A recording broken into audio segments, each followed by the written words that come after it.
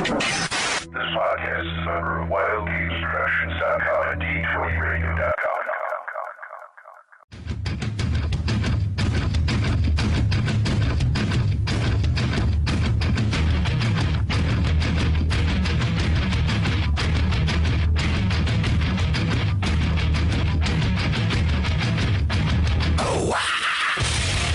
Welcome to the All for Initiative Podcast, the only Advanced Dungeons & Dragons First Edition podcast with superior edition. The Roll for Initiative Podcast, Volume Number 3, Issue Number 104. DM Vince sitting alongside DM Will. Hey! And DM Nick. Nick? Hey, everybody. Yes. Well, there's Nick. Nick, you were silent for a moment. I guess you failed your awake roll or something. Sorry. And DM Matt is absent this week. He's repairing his car, actually. Poor Matt. Hey! Yes? Did y'all watch Happy Days? Yeah. Isn't that what that Fonzie guy says? Hey! No, that was a... Just making sure I wasn't trying to say anything different. Yeah. Okay. No, you're fine. He holds his thumb up too, don't he? Yeah, it holds his 2 thumbs up. Hey. Oh, that's right, 2 thumbs up. Oh, whatever it is. Okay, I was just trying to be, It's cool. It's cool. Anyway, so let's get into some general things what's been going on. Will, what have you been doing in gaming? And I know you were building your shelves and everything. That was mostly taking a lot of your time. Oh, yeah. Finally got those done and everything. And now what I'm doing is I'm going through boxes and boxes, and I'm just finding more stuff every day. I got so many miniatures, and I just realized now that I'm not going to have enough miniature cases, so I'm just waiting for my friend to give me his other 2 miniature cases, so I start packing those up. But besides that, I've been buying board games galore. There have been really, I'm not a huge fan of Kickstarter. Kickstarter does have some good points, but it has a lot of negative points as well, too. There have been some awesome board games released through Kickstarter lately, and I have to mention them. One of them is an older game called Alien Frontiers. Really good game, and that was a Kickstarter one. And the latest one we picked up was Zombicide. I didn't get it while it was a Kickstarter project, but I got it in the gaming store because I believe in supporting the gaming stores because they're an extinct species these days, or soon to be. They're dying out. So I bought it, and I found Zombicide to be an excellent game for 6 players. It's actually very fun, has a lot of playability and versatility. So, again, kudos to those people from the Kickstarter side of the house and making sure this board game got out there. It's really good. Cool. I mean, and one thing I liked about it the most, it comes with like 71 zombie miniatures, plastic miniatures. Oh, yeah. You have walkers, runners, and fatties. Walkers, runners, fatties, and an abomination. There's only one abomination. Yeah, it's really, really good. And this, really got into a lot of board games. The Marvel Legendary card building, deck building game, excellent. Okay. Very, very excellent. Cool. And I'm back to painting because I have to get this project done by spring of next year. Paizo contacted me. I'm going to be running stuff there at their convention next year. And I don't know what else. What else I've been doing? Well, that's enough for me. Okay.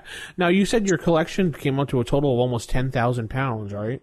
Yes, because you see, what happened is when I was in the military, 23 long years until I retired, I was going on a lot of deployments. So I could send, while I'm in deployment and when I'm in different foreign countries, I'm picking up all this fantasy stuff and everything. I would send it home to my mom to ensure it goes to the house in Alabama. Well, I got all the stuff down there that I need to pick up and everything, so I got to start making room for it because we never account for that weight. Plus, I still have like 60-plus boxes in storage. I just didn't have the room. Now with these bookshelves, everything's starting to come out now. That's nice. And do you have room for all these books that you have? Well, the thing is, it's not just books, and this is the thing that I try and get people, they look at the books. You got a lot of books, but they're not seeing the other stuff. For example, what else did I collect over the years? Pirates, the collectible ship game. Mm-hmm. Oh, yeah. Thousands of those ships. Yeah. Oh, man. I love that game. This game's so fun. Awesome. Now, let's talk about, like, miniature-wise. I have lots of miniatures, and I mean tons of them. Literally tons. Yeah, literally. I have so many miniatures, and, I posted a picture of all the Battletech minis that I had at that current. That was just what I was using on my weekends to play my Battletech game. I haven't pulled out the other ones, which are still in the blisters inside the one box. Well, there's a couple boxes actually. I have tons of D&D minis still in boxes. I mean, I have so much, and they're all in the closet. The closets are full. I got 3 rooms full of gaming stuff that I'm slowly pulling out of boxes and putting them where they need to go. Wow. It just gets larger and larger. And then again, last week I went to Half Price Books, spent $250. Some guy, you're going to go crazy over this. This guy dropped his entire collection of Middle-earth role-playing supplement stuff. Yeah. Wow. Which was almost 40-something books. Man. Which included the Rollmaster stuff and the companion and all that stuff. And this is the old MERP stuff. If people know MERP. Yeah, MERP. Yeah. Yep. Yeah, I'm familiar with it. Every bit of it. Bought every bit of it. Every bit. Because it was only $8 a book. And you know what? Only a fool wouldn't buy it. I bought that stuff up. So I'm always buying extra stuff. And if I see extra things I want, I buy them. If I see extra player handbooks or D&D books, I buy them. If I see modules, I buy them. I buy stuff every week. You're going to end up on a hoarder's show, man. Yeah, but like a D&D hoarder show. What my friend is that I can walk around this house. There's no trail to the bedroom or to the bathroom or to the kitchen. Oh, thank goodness. I was going to get worried. I'm waiting for your floorboards to start busting in the house. Well, should I remind you that one of the rooms is already doggone cracked? No, I'm just joking. No, I'm good. Alrighty. So, Nick, what have you been up to? Let's see. Last night we had the one game for my daughter Anna and her friends. So Temple of Elemental Evil. They finally got to the temple last night. So it was really cool. The session before that, though, I kind of sprung a surprise on them. If anybody familiar with the adventure, in Hamlet, there are some agents of the temple in the village of Hamlet, one of them being an assassin, another one a thief. Yeah, I kind of sprung them on them, and a few people almost got killed there, but someone actually had to burn a spell out of a spell book to save their skins. Yeah. Ow, ow, ow, ow. But it was well worth it. So they captured a few of them, interrogated them, got some more information about the temple, went to Nulb, met all the people that they needed to meet there in Nulb, and then went on to the temple. They took the turn where I hoped they wouldn't take a turn, where there's the one area where there's 18 zero-level men-at-arms, plus a few leaders. I'm like, oh, man, this is not going to end pretty. But somebody had sleep spell memorized, and since they're zero-level nobodies, it was John who he rolled for it, and out of the 18, he got 14 of them out cold. So saved the party's skin, but they're having a really good time. And next week will be my other gaming group's week, so that'll be fun. I'm looking forward to that. Normally we don't have a game in December with my other group because everybody's busy doing stuff, but we're actually able to pull it off this year, so looking forward to that. Cool. Anyway, so my group, the first edition face-to-face group, actually took a little hiatus until January 5th because the DM was going to be out of town. So I took it upon myself to introduce the group of new players of old school to Moldvay D&D. Oh. Yeah, so we cracked open the Red Book, and they were very confused at first. They're like, an elf is a class?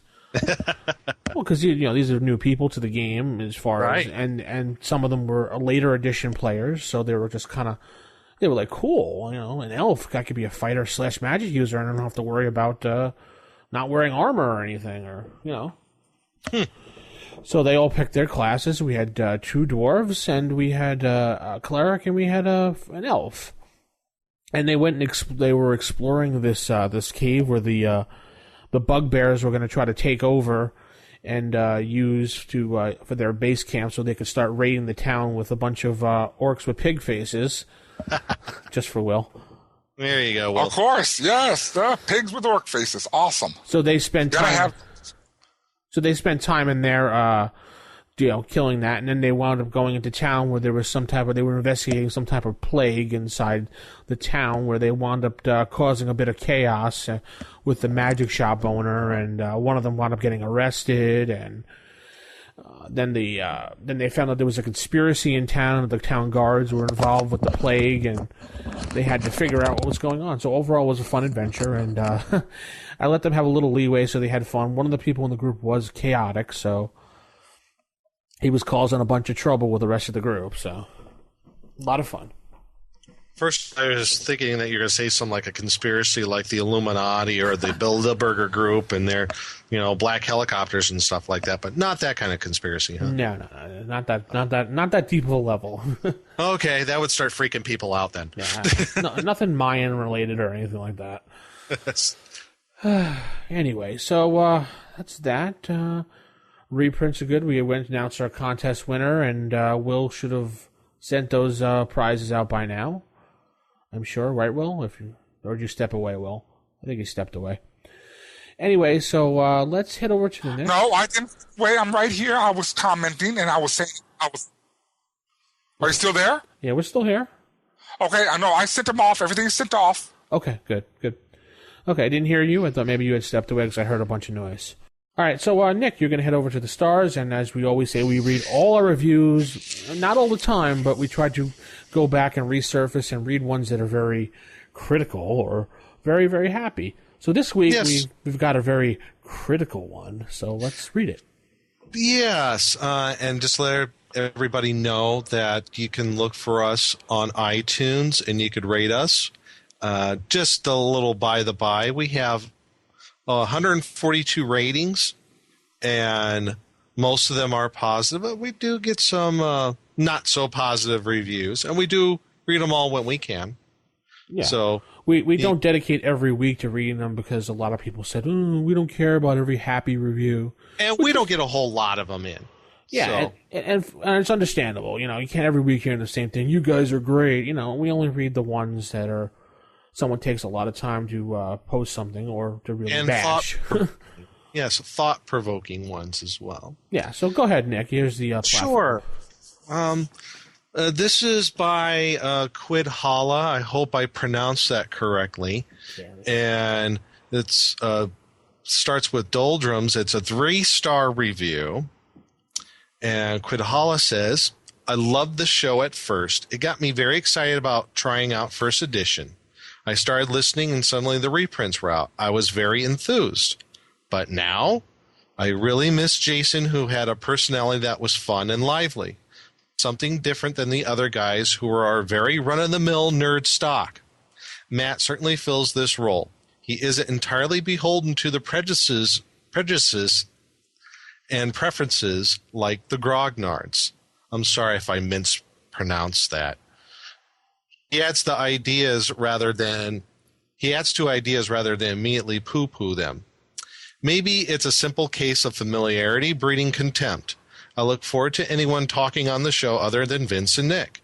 Vince is like a wet blanket on the whole show, but he does make the trains run on time.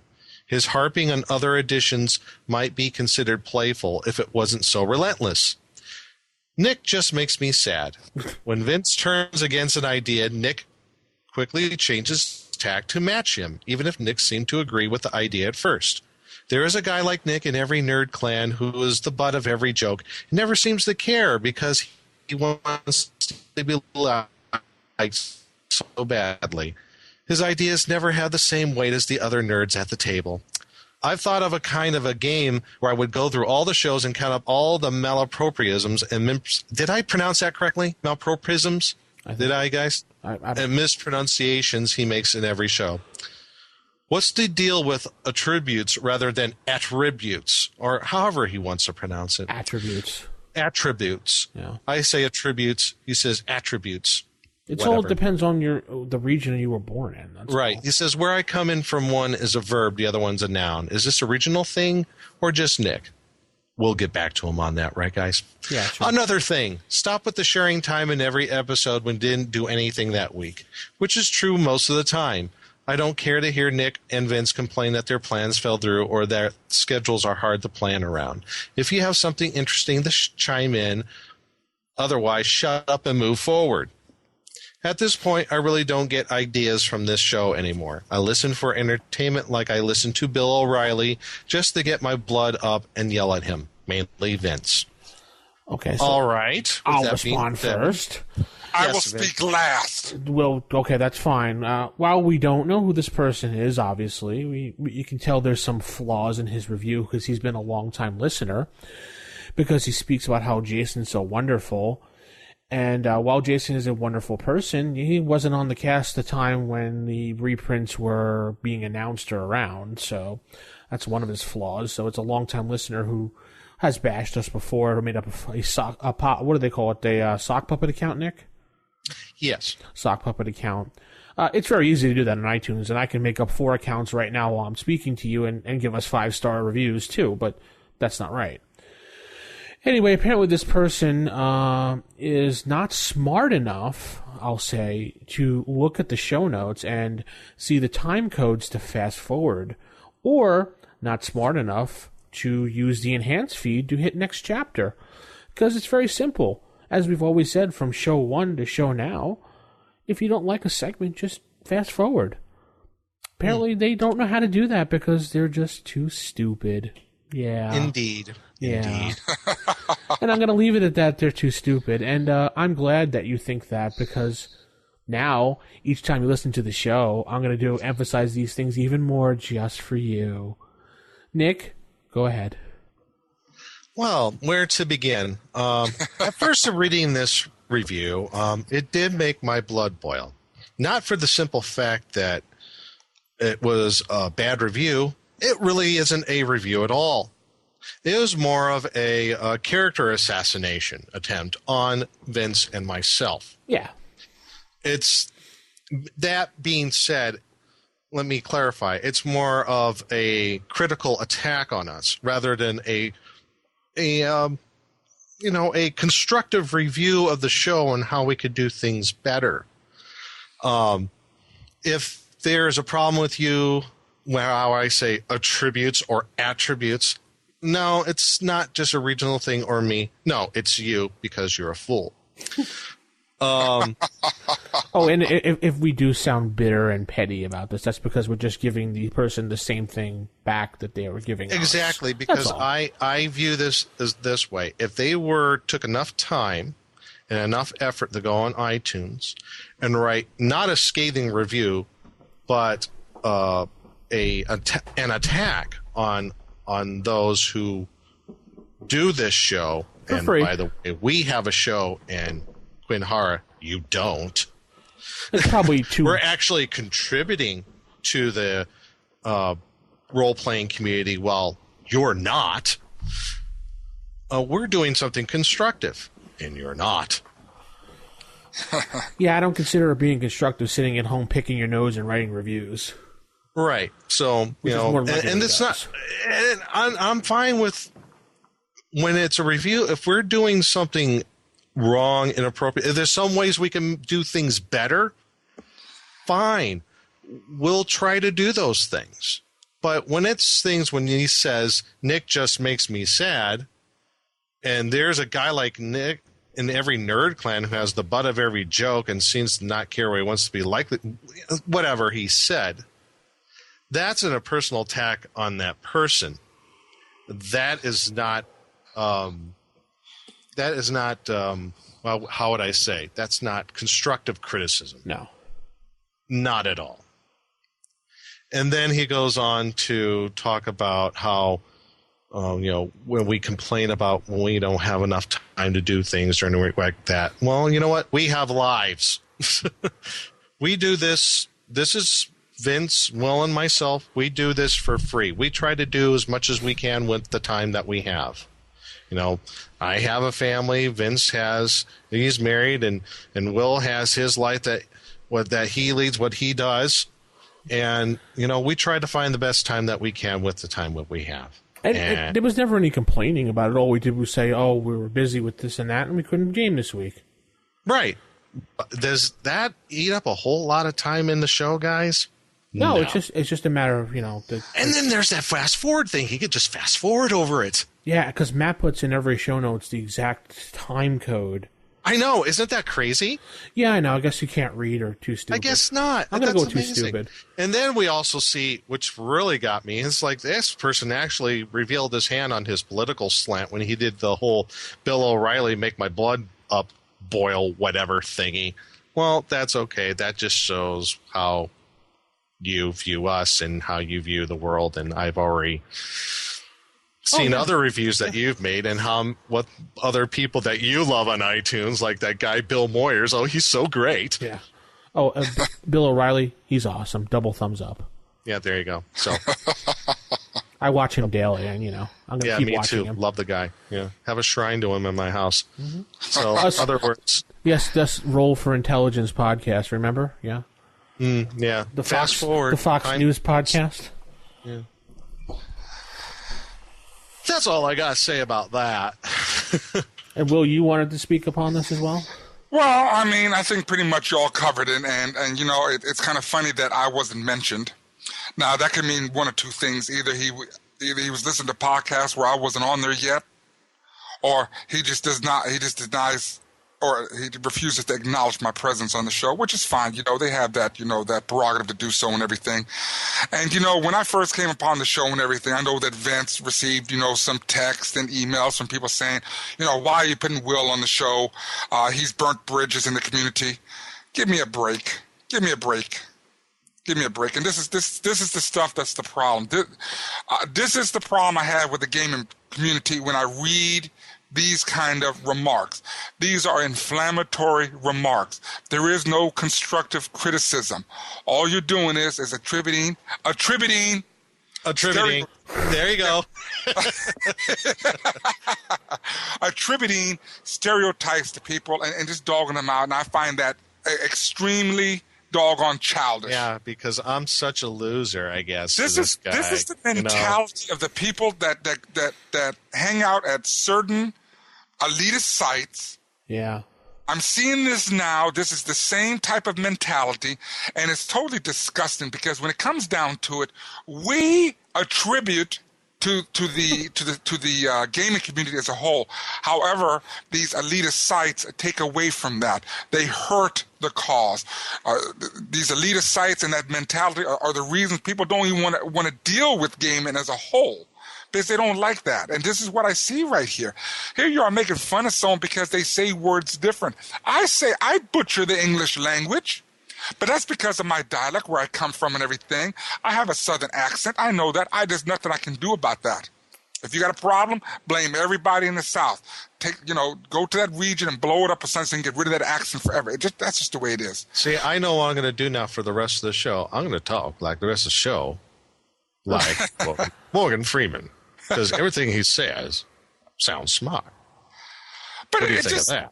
Well, knock it off. I just don't understand.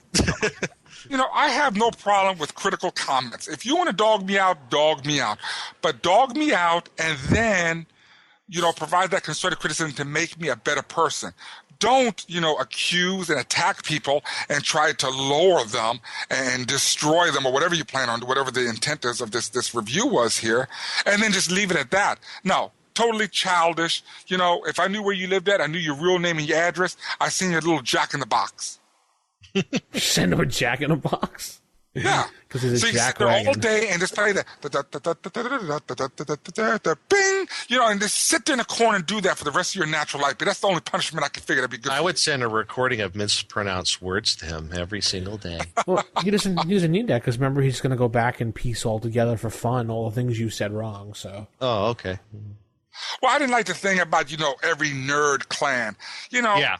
I didn't like that either. Yeah. And then use the term grognard. Okay, I started gaming in 1974. I was 4 years old. Okay. I don't consider myself a grognard. I don't attribute any of those words to me. But I have phenomenal attributes, and I'm kind, and I do care about people. So I can change the words attributes and attribute and everything and all that stuff and everything. Yes, but, I know he uses those words like his prejudice and preferences, like the grognard. I mean, like, really? Yeah. Dude, grow up. I know. He's just, because he's so above us, because so there's a guy like Nick in every nerd clan who's the butt of every joke.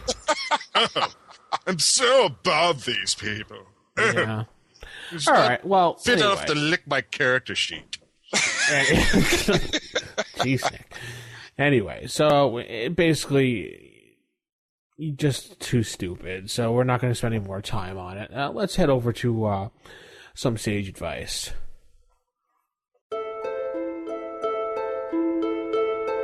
Sage advice. Okay, sage advice this week. We have a voicemail this week by an intelligent listener. So we'll listen to that right now. Here we go. Hello, RFI casters. This is DM Kojo. I'm just calling in with a request for a creature feature theater. Specifically, a creature that I've never seen used in a published module. I'm sure they're probably out there, but not in any of the modules I've read. And doesn't really get a lot of use is the Spectre. Talked a lot about undead and everything I know, but the Spectre seems to be an underused undead or creature in general. And I'd really like to hear your takes on the Spectre. I think it could be a very interesting either big bad evil guy for a low-level party or, maybe just an encounter in an adventure for a higher-level party. But I think with their powers and abilities and things that they can do, I think a very interesting but yet underused monster. So I'd like to hear your take on the Spectre in a future feature theater. Thank you very much. Have a good job. Well, all right. Thank you, DM Kojo, for calling in. And you can call in 570-865-4210, the hotline. And I'd like to say DM Kojo often calls in and he gives us some critique, some well-thought-out answers, and some questions. And if he ever does have some criticism, he always backs it up with ways to improve, and we appreciate that. And you know what's so funny, since you bring up DM Kojo, I like the guy because the guy is highly intelligent. Like I said, he always provides constructive criticism. But again, we had one of those superficial entities out there. We already know who that person was, who dogged him out because he provided so much positive reinforcement to the show, to the forums, and to the gaming community as a whole. And someone took that and perverted it and dogged him out forever. And I'll tell you something. See, that's the sadness that I despise. So with that said, DM Kojo, keep doing what you're doing because you're doing it right. Yeah, that's. I love you, man. That's why, Will, when you were at the convention, you said maybe 20-something episodes ago, you said how you spoke to people and they had no idea there was an online community or a podcast because none of these people go online. Yeah. Yeah, exactly. And this is the funny part because I went to GameStorm, and that was about a year ago, and it was really funny because a guy heard my voice, and he came over there and said, "Are you DM Will?" And I said, "As a matter of fact, I am." And so the conversation came down, and it's funny because they heard my voice and said, "You do sound familiar." But a lot of people, when I was down there with the first edition players down there, none of them knew about the RFI podcast. None of them even maintained a presence online. They don't even go online. They don't go to forums. They don't do nothing.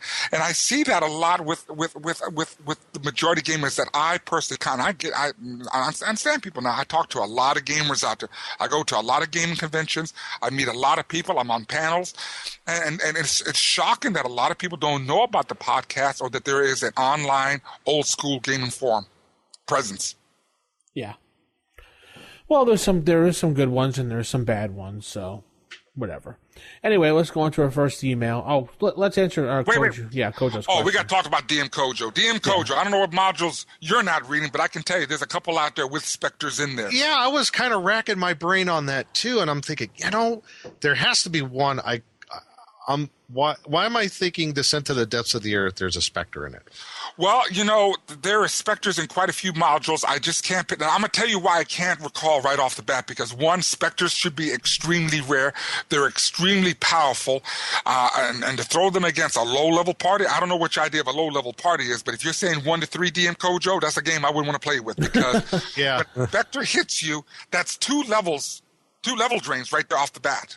I think he was just mostly saying it was underused, and what's a way? Yeah, you know what? I think in a way, I think he's right that they are an underused creature. I don't recall anything like a Spectre being like the focus of an adventure.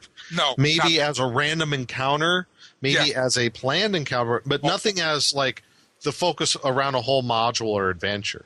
Right. Specters should be very rare, and that's with most modules that have these energy drainers. There's only 1 or 2 modules that really have a very big time undead foe, not just like Ravenloft or what is that, S4? Tomb of Horrors? Yeah. No, not horror. That's S1. Well, the Demon Lich, you're right, S1. But the one with the vampire in S4.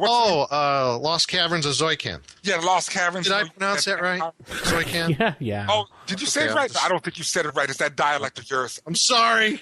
I attribute the region you come from. I hit myself on the head with the monster manual. Specters, I do know there's some modules that do have specters in there. I know there's one in Ravenloft. I can't say where it's at. I believe it's in the place where all the crypts are at. But yes, I mean, is it underused? No, not for being it rare. That's like saying the Demon Lich is an underused creature, even though it's almost considered, ultra rare or not unique. But, it's that kind of rare, and that's what you want specters to be, extremely rare, because they're extremely powerful. They're very dangerous. Well, and the funny thing, they are rare, according to the Monster Manual. A number appearing 1 to 6. Yeah, really. Yeah. Well, if there's 1 to 6, you know what? And you're talking about a low-level group, they're all dead. Well, you can always adjust it for a low-level group as opposed to, you said it was level drain. Maybe you can do a temporary... like stat drain, for example, for the time being, and they pass out, they die, whatever. But for the battle, and then they would have to rest for a day or so to get it back, just so you can use it. I guess to kind of put it in perspective, where the specter lies on, like, as far as how dangerous they are. When you look at the cleric, is it cleric or cleric? I want to pronounce it right. You're right, Nick. Okay. Just go on. The Spectre, or is it Spectre? I've always said Spectre, but I guess Spectre is the same thing. Spectre's good. It's right above them. It's between mummy and vampire. Like this, for example, people say kobold, and then there's some people that say cobalt. Yes. So or cobbled. Or kobold. So it all depends on, or tiefling, tiefling. Or goblin. It doesn't really matter. Goblin. No, just wherever you were born, wherever region you were raised in. So just continue. Yes, I know. I'm sorry, kind of running gag here, but the Spectre runs. It's in between mummy and vampire on the turning undead table. So, kind of gives you an idea how powerful these creatures are. Yeah. So it's almost right up there with a vampire. Yeah. So. Yeah, I don't know. I think we could do like a creature feature theater on it. Sure. Yes, please do, because I can discuss a lot about specters. I like them. Oh, well, we'll do it just for Will, then. No. Do it for DM Kojo and everyone else that wants to use specters. And all of our wonderful listeners out there. Yes, and listener, our RFI Nation, the good people. Yes. Anyway, we got an email coming in from Jonathan S. Hey, guys, I'm an avid listener. Oh, did I say that right? Avid? Sorry, avid. Oh, my God, you mispronounced it. Sorry. I'm an avid listener. The grammar Nazis are coming.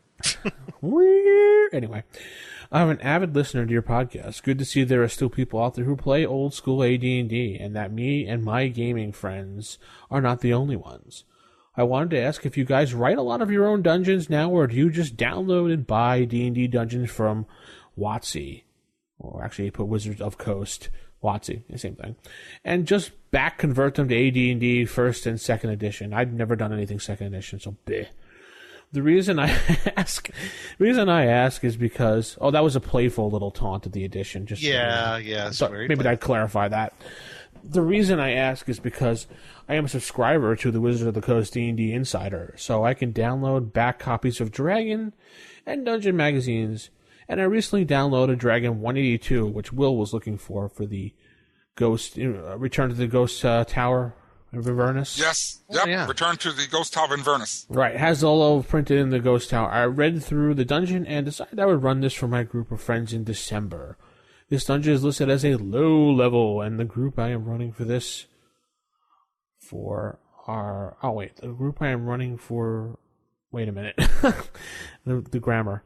The group I am running this for is playing characters between first and second level, but the encounters in this dungeon that include fighting a Dretch, Orcajelly, and a Spectre. I'm guessing that You like that? I'm guessing that D&D 4th edition must make low-level characters a lot tougher. Yes, they do. Yes, they do. But what would you guys recommend replacing these monsters with? Something a bit easier to fight, or just down the stats of the creatures? ? What sort of problems have you encountered when trying to convert 4th edition to just basic D&D 1st edition? Well, I don't think an ogre jelly is too tough. That was in basic D&D for at one point for the longest time. Yeah. A dretch, I don't know that offhand. Will? A dretch is a type of demon. I believe the dretch is found in the second Monster Manual, Monster Manual 2. It's a weird-looking, fat little tiny creature with long arms. Oh, okay. That's what a dretch is. I guess kind of looks like Danny DeVito on a bad day. Yes. Jeez. And I guess a specter wouldn't be too hard to. That is kind of too powerful. I would probably replace the specter. I would probably downgrade that to like at least a white or even a ghast. I don't know. But as far as converting 4th edition to 1st edition, well, for me, I don't. It's like comparing apples and orangutans. Just can't do it. Just stay away. Now, I'm confused. Now the help if he wants to find other like adventures to use. If you do some searches like on Google or I can actually think of one company that actually does some stuff. I believe it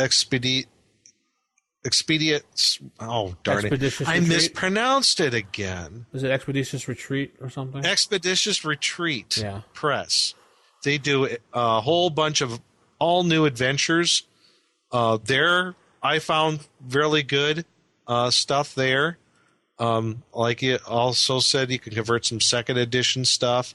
And there's lots of websites that you go out there that's stuff for free if you check out their forums. So I like Expeditious Retreat. I always thought they had some pretty good stuff. I got a few of theirs. And it's not that hard to take a 3rd edition module or 4th edition module and replace it. All you do is just take the creature equivalent to 1st edition and plug in their stats. You could do that. As far as traps, when they have traps, you basically as a DM to redesign them. So if they say it's a pit trap or something and they have to do a +2 to disable it or something, you just use your judgment on the thieving abilities for 1st edition, and you I guess you could. I just find a lot of I'm a lazy DM. I just don't like to have doing a whole lot of converting. I think 4th edition is such a different animal compared to the 1st, even 2nd edition, and to a lesser degree 3rd, that I wouldn't even want to bother converting it. At least for my personal taste. I think there's a lot of other stuff out there that you could go beyond besides Wizards of the Coast to find stuff. If you want to take the time to convert it, go right on ahead. It's just not my cup of tea. Not that hard, Nick. Trust me. Well, I'm lazy. What can I say? Well, if you're lazy, then it's hard. I'm a lazy DM. Who mispronounces everything. Yeah. I don't know how to say nothing. Will? Well, yeah. Well, it's a deep subject. Oh, no. The thing with 4th edition, I think Vince gave the best advice is that if you find a creature that is similar to something in 1st edition, just replace the 2. Now, it doesn't take too much for the imagination to kick in, to modify and everything. It's not that hard. Now, the question I had concerning his email was, I was confused there now. He wanted to use monsters at lower levels. What was he trying to say again? For what part? It was toward the very end. He wanted to use 4th edition monsters for what? He says, I'm guessing that D&D 4th must make lower level characters a lot tougher. What would you guys recommend replacing these monsters with? Make it a bit easier to fight, or just downstat the creatures? What sort of problems have you encountered when trying to convert 4th to 1st? Well, converting 4th to 1st is actually, it's not a difficult process. No. I mean, one, you're getting rid of all the entire stat block. Instead of a 1-page stat block, you're reducing it down to maybe a 10-line stat block, which is real simple. Monster, frequency, hit die, hit points, alignment, number attacks, damage, blah, blah, blah, blah, treasure, and then so on and so on. And then for the information that you don't know, just omit it, and from there on, just take it from there and everything. But my advice to you is simply just buy a Monster Manual 1, 2, and, you know, and if you really want to get more monsters there, buy the monstrous compendiums and stuff for 2nd edition and use that as well, too, and everything. And Here's the thing, though, that's kind of sticks in my craw, though. Uh-oh. He's talking about this adventure to return to Ghost Tower of Inverness. Yes. And it's considered low level, right? Yeah. And there's a Spectre in there, right? Yeah. Yes. That's the problem. The power creep that totally came up in 4th edition compared, like the 1st edition AD&D. Low level is the concepts of low level in 4th edition is light years difference between 1st edition was considered low level. Totally. I mean, nobody in their right mind who's a right-minded DM would ever throw a Spectre into a low-level dungeon. Unless that Spectre was like, you know, the big bad guy that they had to eliminate. That would not be a numbered encounter or a random encounter in a low-level dungeon. See, that's the thing that just... The conversion thing, yeah, you could easily convert the stats over. I could completely understand that. Now, as far as playability, what the difference between low-level... Yeah, I don't know. Well, you know, it's funny how you say that when you talk about the wandering monsters, because when you take a look at wandering monster tables, random tables, in a lot of the modules, and I will say a lot because a lot of them are like that, and I find them a bit flawed, you will find that the wandering monsters are usually much more powerful than the characters, you know, can really deal with. Really? Oh, yes. I mean, for example, I'll even use for like B1, Palace of the Silver Princess. When they get to the 2nd level, they can run into Medusas. Ugh. As a wandering monster, and I'm thinking to myself, why would you want to run into a Medusa at such a low level? Because, you know, I mean, right. It's insanity. So if you take a look at a lot of those modules from that era, look at Castle Amber's X2. Look at the wandering monster table on those charts. You say like, wow, these people are only this level. Why would they put this creature in there? And again, that's what they're dealing with. I don't know. Better have a cleric when it comes to a Spectre. You want to turn the thing at least. Yeah, well, the cleric won't be able to turn it at 1st level, so... No way, not even at 3rd. See, and that's the whole point. And once that cleric sees that, once that Spectre sees that to clear it, and then, you know, they try to make that turning check and everything, and if it fails, well, then that Spectre hits that doggone cleric. Well, guess what happens? That bad boy ain't going to be turning anything else later. No, he won't. And when a Spectre attacks a person and kills them, that person rises up as a Spectre at half the power under the control of the Spectre that killed the thing. Spectre or Spectre? 3 times he said it wrong. Oh my gosh. He said it two different ways. People's earphones are going to blow up. In the same sentence, he said it 2 different ways. That's why I said it is a laugh. That's funny.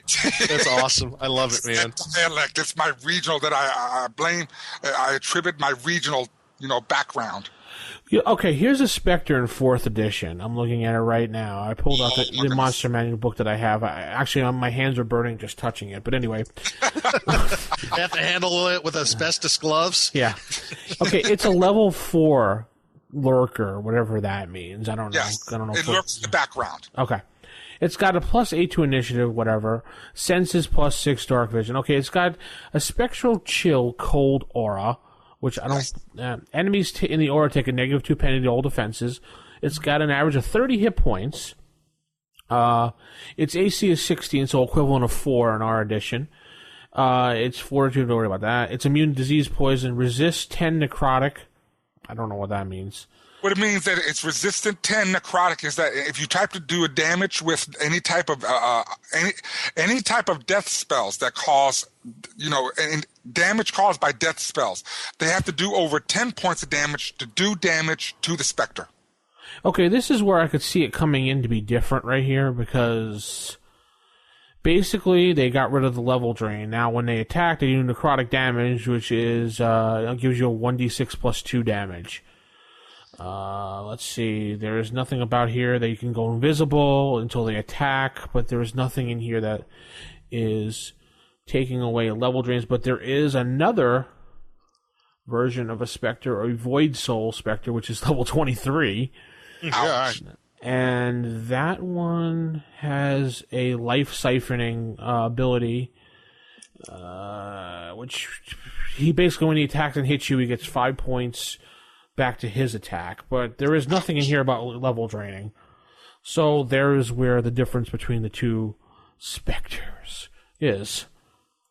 Well, you would rather have the 4th edition Spectre than the 1st edition Spectre because the 1st edition Spectre is much more worse. Yeah, so this is probably why it was included in that module, because this is pretty much, it's a tough boss, pretty much. Yeah, I'm looking at the 1st edition Spectre, and yeah, what we said before. I mean, there's number appearing as 1 to 6. Armor class 2, 7 hit dice. It's got that energy drain, plus 1 or better weapons to hit. Oh, yes, that's nasty. Yeah. And is necrotic damage something bad in 4th edition? Oh, yes, definitely so. Yes, what because effects does it it's have? damage like from spells, like from necromancer spells, or any spell that has like a death aura around it or whatever, or is related to death. You know what I'm saying? Yeah. So is that like one of those spells that has an effect that keeps going or something? Or Yes, they can. Some spells can do that. Okay. Yes. All right. Well, so there you go. So this is this you'd probably rather have in the module than. But if you were doing what, as we said, you'd be swapping in a much more powerful monster. Which proves to you that 1st edition AD&D is actually tougher, because you got to think. So you could use this creature as is like this and just say that his special touch does, we'll say we can knock it down a little bit. Maybe he does 1d6 necrotic damage when he first attacks, and then every other round the players have to make a save and they take an additional point of damage or something from the attack. Yes, exactly. Just like mummy rot, you get worse and worse. Or and also the thing with the cold aura, it does so much damage within a certain radius that as long as you continue to fight within a radius, you suffer some type of cold damage.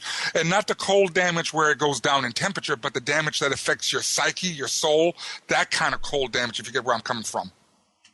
Yes. It's like a drain on your mental, you know what I'm saying. And I know exactly what you're talking about. I know if you want to talk real world, people who investigate these sorts of paranormal stuff, the psychic cold that some people experience, I guess it's kind of the same thing. It's the same thing. That Ghost Rider, when he burns people, he's not physically burning them with fire. He's burning their soul with that soul fire. That's what a hellfire. I guess it'd be something similar if you want to, draw an analogy. Yeah. I don't know. I'm looking at this. I'd rather, 175 experience points for this monster. Wow. That's it. Anyway.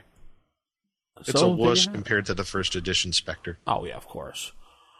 But we're showing our grognardiness stuff. Yes. So thank you, Jonathan. That's rfistaff@gmail.com was our email address. We have one last email coming from Greg. Hey guys, I just finished listening to your Underdark episode, issue number 78, and back in volume 1. Just wanted to say, this is directed to you, Nick, yes. Just wanted to say thanks for some good tips you gave me for my current Underdark game. I'm looking to add an Underdark city for my PCs to explore. And I was wondering if DM Nick has made any of the Underdark city that he mentioned available online, ? If not, has he considered selling it on RPG Now? Also, I was wondering if you guys had any good ideas for running a game where the PCs are members of Underdark Mercenary Group. Thanks for the podcast. Thanks again for the podcast, Greg. Well, I'll answer the first part, and then someone answer the second, I suppose. I haven't made it available online. I'm talking with my friend Jeff.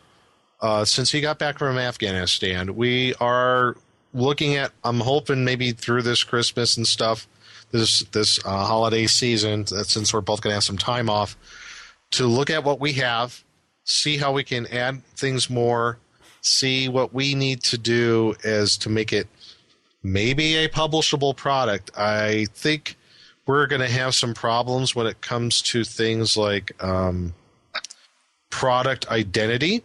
Yeah. Because we're using monsters. I know there are a few monsters that I guess are product identity of the WotC. Namely, Mind Flayers, Beholders, Oh boy, everything that's under their IP. Yeah. I forget there was maybe one more. Why don't you throw a Rust Monster in there to get the full IP in there? Yeah, I think they have like a list of like 20 monsters that they consider like product identity to what they own property. For D&D. Yeah. Gith Yankees, Githzerai, Mind Flayers, Beholders, or something like that. I don't know. There's a few. I think there's maybe a couple of demons. I don't know. I have to look at the list again, but I guess I need to find out legally. I don't know. Everything's gotten weird now since the republication of the first edition books. I don't know. There might be a gray area here I don't know about. As far as what? As far as can I use the names of those creatures, or do I have to rename them still? You have to rename them still. Really? Yes, they are not. They are still listed under the intellectual property of Wizards of the Coast, and they're not to be used unless specific consent is, I guess, given by Wizards of the Coast. So I would have to get permission to use them. Yeah, which you will not get. Well, we don't. Well, we'll see. It depends on who I go through. If I go through an actual company to publish this, if I do publish it. Right. Now, if I do it for free, I don't know if there's anything they could do to me because I'm not making any profit from it. No, what you could do is you could just list those intellectual property creatures as See Monster Manual 1. Right. So that way I can do that. Now, if that's what I think. If we do this as a nonprofit thing, we just let it go as like a free PDF. I don't think they can do anything because I'm not profiting from it. They could, based on the fact that you're giving away their information. I think it falls under giving away their product without payment or some weird thing. Mm. Yeah, you can't put their stuff down and give it away. You'd have to actually get permission for it. So using Mind Flayers and Beholders, apparently it's fine to use them. I have to call them something else. You'd have to call them something else and change the stats around a bit. I thought I just had to give them a different name. Yeah, I would change the stats around just to be safe. Well, no, I'll have to find out. But yeah, that's where we're kind of at. We're not sure about if we can even release this because it's a whole Underdark kind of setting. And what are some key creatures that live in the Underdark? Well, Mind Flayers and Beholders, along with Drow and the Duger, the Deep Dwarf, those evil Grey Dwarves. And the Deep Gnomes. And the person that gave it the review today. Yeah. Absolutely. Anyway, cool. Second part, mercenary groups? I don't know about that. I've never dealt with mercenary groups, really. In the Underdark? That's actually a really cool idea, though. Yeah, I haven't really played Underdark much, to be honest. Well, mercenary groups, it's not an unheard of topic. And it's an element that I use in my one campaign that I've been running for the last 27 years. And I like the option. I think that, let's be realistic to a certain extent in these fantasy game settings.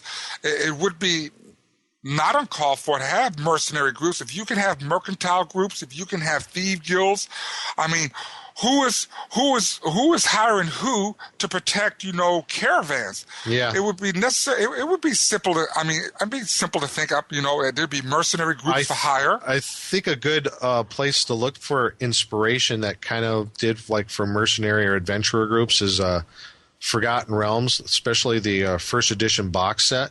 Yep. They have nice listing about mercenary adventurer groups. Now, just kind of off the top of my head, when you tie in this into the Underdark, who I would see would want to make mercenary groups, swords for hire, I could definitely see the Drow hiring mercenaries. Always. I could see the Deep Dwarves, the Duger, would do such a thing, maybe. Maybe even the Deep Gnomes. And I believe that their actual name is pronounced Nerfneblin. I think I actually pronounced that right. Yeah. Nick, you get a cracker. Thank you. There you go. I'd rather take experience points, but hey, cracker's good too. All right, we'll give you 10 experience points. Yay! You can actually level up now. Wonderful. But yeah, Drow would definitely hire on mercenaries. Maybe even those. Was it Grey Dwarves? The Duger, I think they're the Grey Dwarves. Yeah. Any large organized race of the Underdark, in one way or another, might want to hire mercenaries. Some of them, I think, just because of the nature of the race, because they are so arrogant, bordering on hubris, like beholders and mind flayers, I don't think would do mercenary groups. Yeah. Who but knows? some of the other races, I think they would. I know that mind flayers would probably do mercenary groups to go find them more, victims or slaves to either feed upon or to whatever. How we wrote up the mind flayers for ours, because they always, and I got some inspiration. There was an excellent ecology of the mind flayer article way back in the Day of the Dragon magazine. I used this for some of the inspiration. The races I use that were associated with mind flayers are creatures that not exactly are tasty to the mind flayers. They don't want to eat their brains. So things like what the mean locks, I think they're called. Mean locks, yeah. Mean locks out of the Fiend Folio. They'll use ogre magi. They'll use, but they won't use them as mercenaries. They look at them as subordinates they use for their control, for their ultimate means. So, how did you treat mind flayers? And since we're talking about the Underdark, mind flayers and aboleths, do you have them as mortal enemies? Actually, didn't get that far into that yet. I still have to figure out how a relationship would be between those two races, but bringing that up, I would think that would be another adversarial relationship, because they're very similar in their outlooks. Each one sees themselves as a master race. Yep. How we kind of took the difference on it between like beholders and mind flayers, that there's kind of like an uneasy truce between the two. They're kind of like, they won't want to go to fisticuffs to each other because they know it would be, I guess the best way to describe it, there's a cold war between beholders and mind flayers in our campaign setting. That if they do any sort of stuff between the two, it's kind of like proxy wars, if you will. But like the aboleth and mind flayers, I would see that as a lot more confrontational. Well,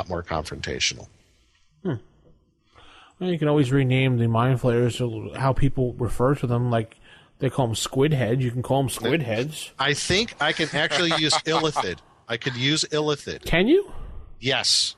It says under their listing, it says mind flayer. Doesn't say I can't use illithid.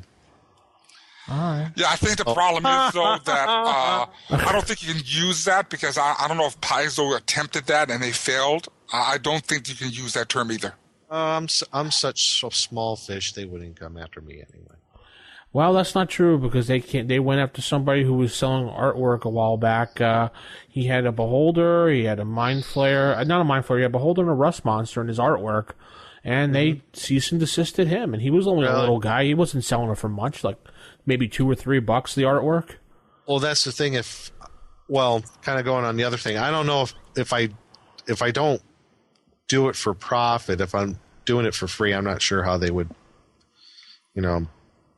approach it. But I'm going to find out from somebody, from a few people I know. I'm going to try to talk to Frank Metzer about this, because I hopefully might be doing some work for them in the future. I don't know if I mentioned that in the past, but I'm going to try. Give a holler to Jason too. I mean, you know what? Yeah, he's good with the intellectual property because he's connected with those people. With the new Gygax magazine. Maybe they might know too. In fact, if you guys are listening, give me a holler back here and let me know what I can and cannot do. So thanks. Yeah, at least, if anything, Jason can direct you to the right person to ask the question. I've asked him a bunch of questions. And I tell you, the expert on that would be James Ward. Yeah, but he's very busy right now, so. Yeah, but I'm just saying, if anyone knows anything, that would be James Ward, because he had to deal with that issue with the D20 and all that other stuff. Oh, man, that was just horrible. Well, either Jim Ward, Tim Kask, and the rest of that crew, whoever's available, who's listening, get back to me through our forums, through our website,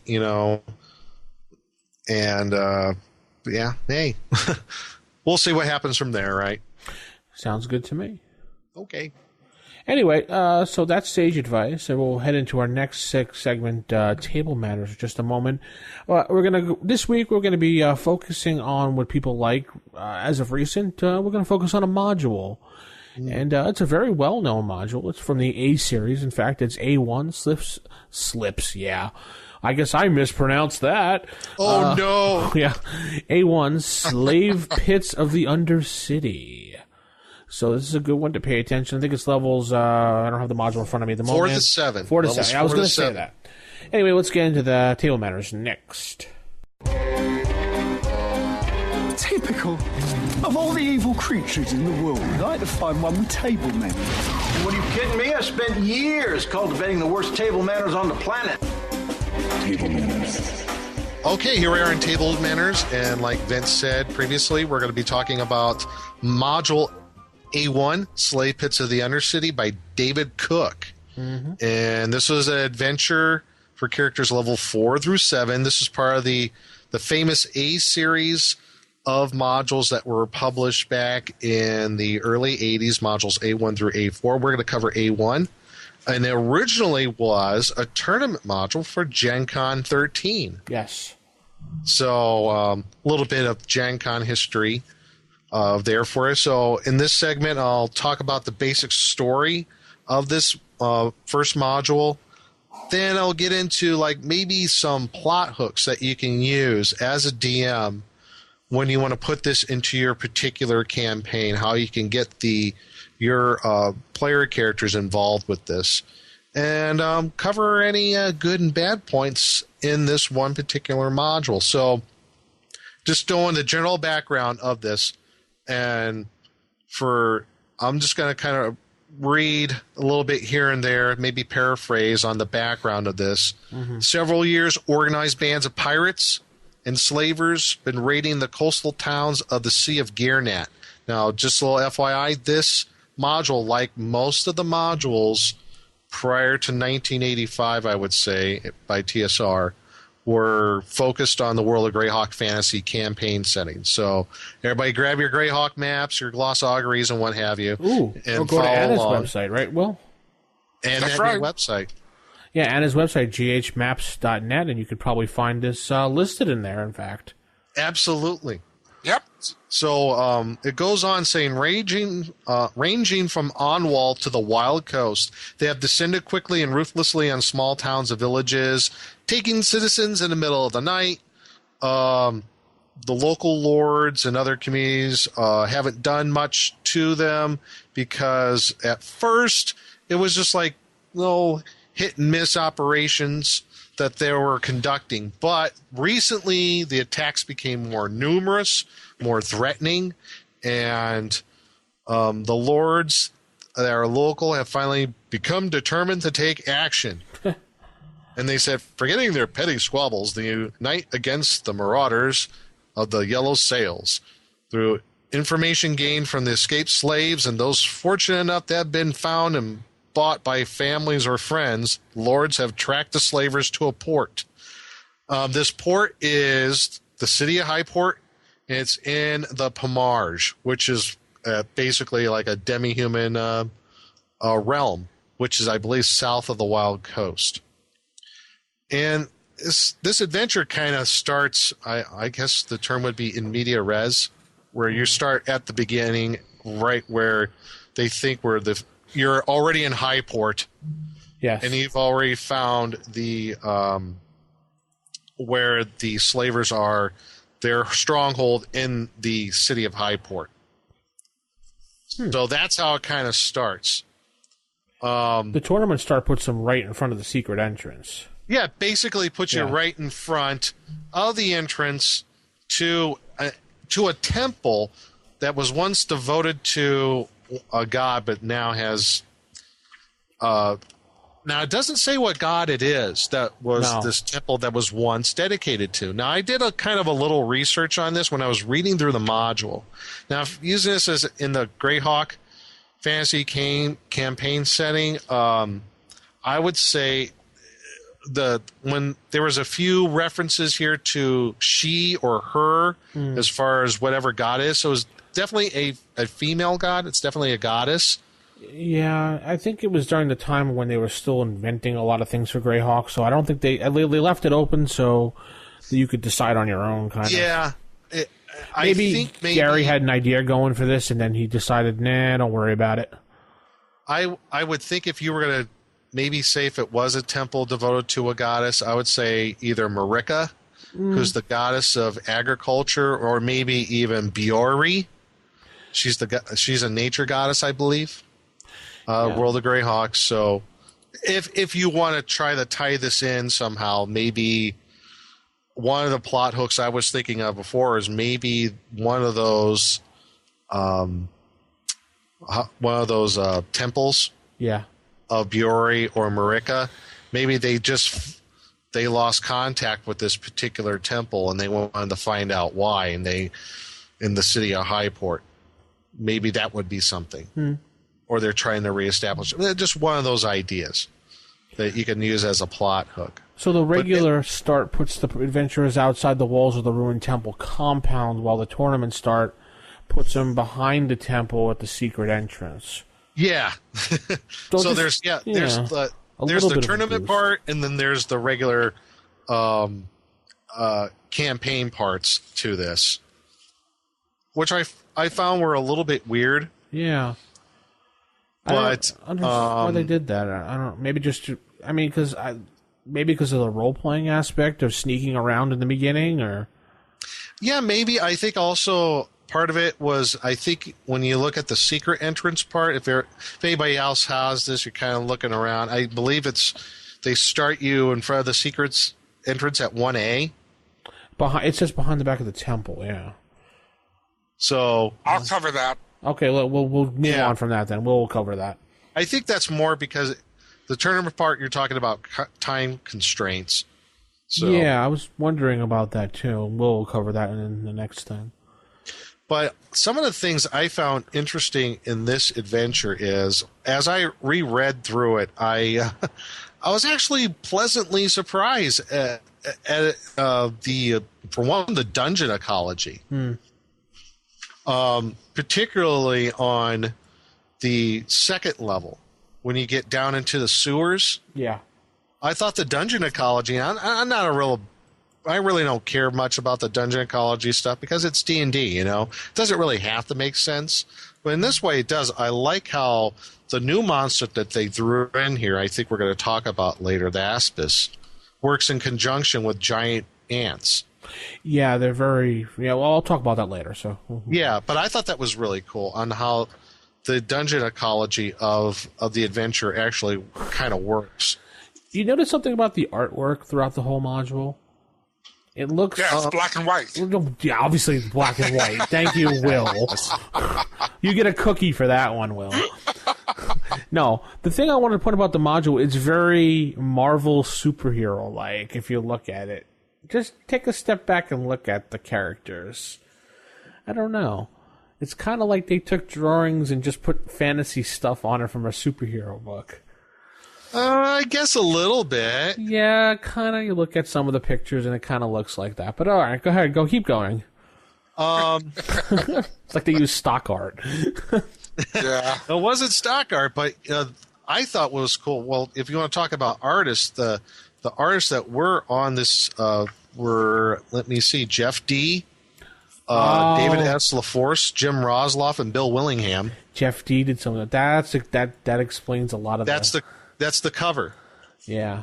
Jeff D. did the cover. He also did, he did the front and back. I'm sure I don't know if he did any of the interior art. I'm trying. Page 14, I think he did, because it says D on there. Yeah, absolutely. And those are not orcs with pig faces. Yeah, they have more of a an ape-like look to them. Yeah, really. His work's kind of ape-looking. Yeah, that's definitely Jeff D's work, and Willingham's work. You could tell for sure as well. But some of the good things, like I said, the dungeon ecology I thought was done really well in this. I think it's also one of the good things. It's a great start to one of the classic campaigns, is the Slave Lords series. Yeah. I mean, you just some of it doesn't really get any better than that. I like the simple fact that the Slave Lords, most of them are humans. You're not dealing with demons or anything like that. You're dealing with just some really, really bad people. I think that was one of the cool points on this adventure. What's really cool? The cemetery area with the plants. How the goddess willed the plants to come alive, to be animated. Yes, I love that part. That cemetery part was actually very, very interesting. If you stray off the path even a little bit, you're going to get grabbed by some brush or some weeds, or God knows. You might even encounter some ghouls in there. For example, you have a random roll when you're walking around off the path, like you said, but the first one, branches and weeds bend and move, blocking the path beyond the last person in the party. Mm-hmm. To return the way they came, a party would have to cut through this overgrowth. Yeah. See, that's why when I was reading through this, I was thinking, this temple at one point must have been devoted to some sort of nature goddess. Yeah. So if you want to try to do a tie-in to that, if you want to get some real detail, you can go to that aspect too. This one cracks me up. Number 3, the branches of a bush will attempt to pickpocket. Remember the part? Yeah, that's funny. That could actually be kind of detrimental. It's like, okay, what was in your backpack here? It's a small item though, but it's just kind of funny that the bushes are pickpocketing people. Yeah, why not? Maybe a potion. Maybe the bushes want to go out to the casino. They need some money, right? You never know. They need fertilizer too. Yeah. Anyway, so I'll continue along. Go ahead, Nick.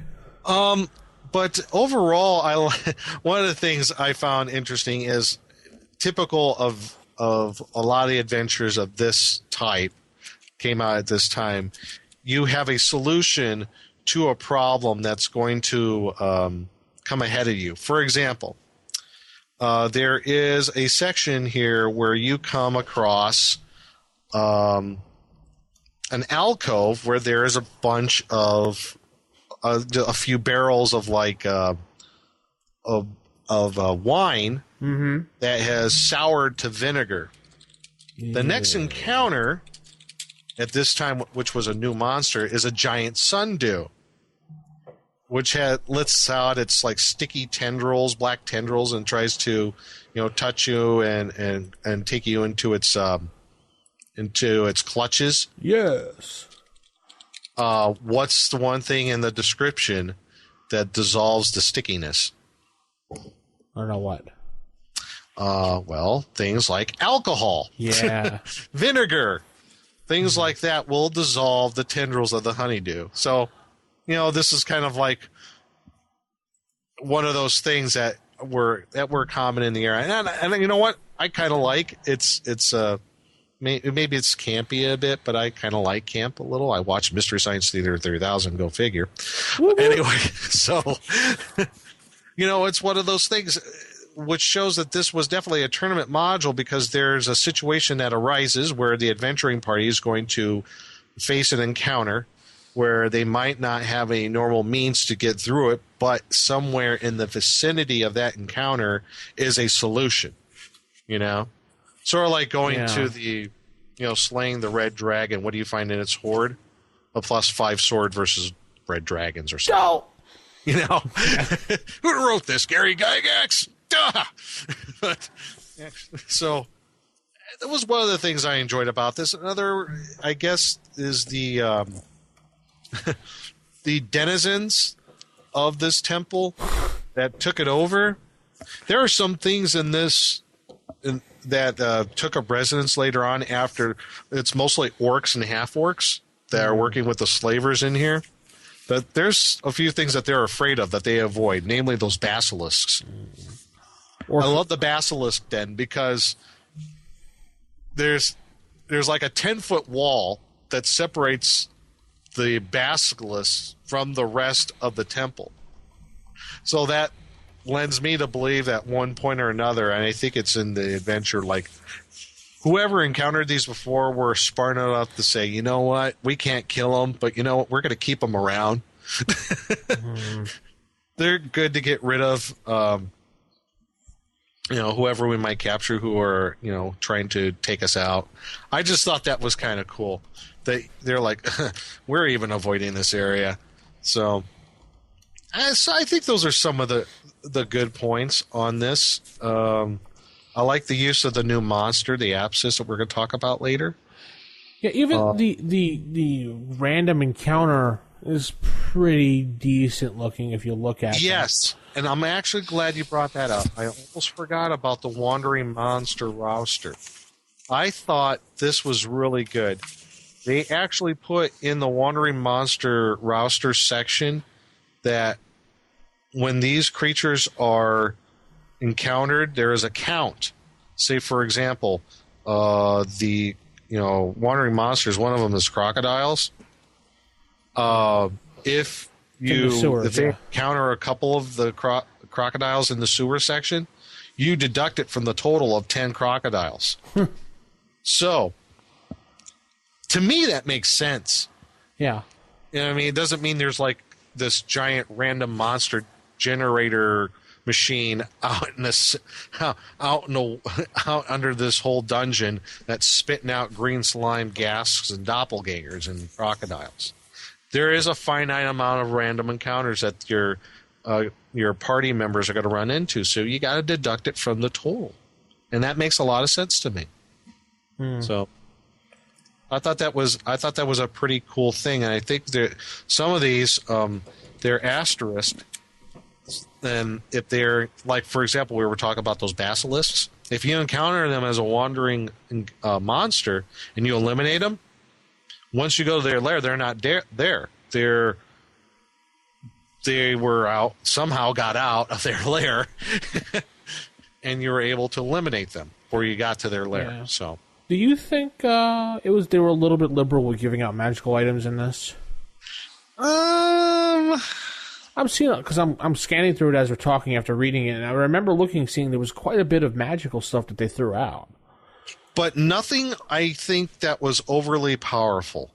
I don't think there was anything really here that, at least in my opinion, that was unbalancing. I'm looking, a +1 cloak of protection, a potion of healing, a +1 dagger, +2 versus magic user and enchanting creatures. Not all that powerful. To me, it didn't seem that bad as far as magic items.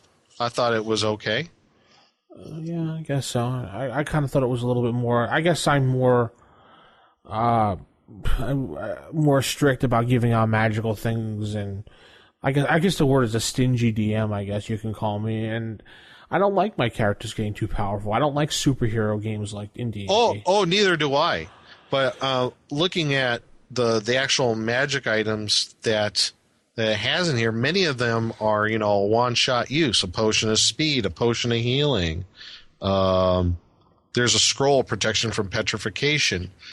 Those are one-shots. As far as ones that, that are permanent, +1 mace, the 1 dagger I mentioned. I don't see really anything else that is a +1 ring of protection. I saw a cloak +1, gauntlets of dexterity, +1 dagger, +2 versus magic users and enhanced creatures, things like that. I don't know. I thought maybe it was a little bit much in certain. There was a lot of gold was given out, a lot of platinum as well. Yeah. I don't see. Well, I guess it depends on, like you said, like your idea of what do you consider too much. For me, doesn't seem a whole lot. I don't know. I don't like fast level up when I'm DMing. I like to level up how it's supposed to be done. It takes a long time to level up. Mm-hmm. And that's like a whole other discussion and how other people handle it. I've gotten in that too. Like, I don't give out experience points for gold pieces. And I think we talked about that before. We had a discussion about something like that, about experience points and how it should be divvied.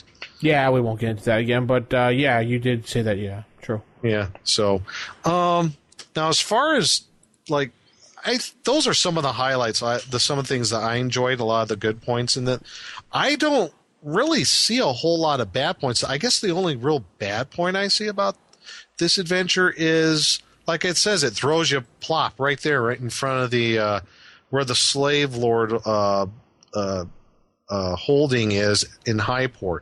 There's no how did we get here sort of thing, you know. How did we, find out all this information? How did we travel here? All that sort of thing. If that's part of your campaign. So I guess as far as plot hooks, one of the plot hooks you could use is, like, at the very beginning of the module, maybe there are the raids that are happening, and you just leave out the part that is, you get to that point where you find out at its high port. Maybe you have a few adventures where you have to capture some slavers.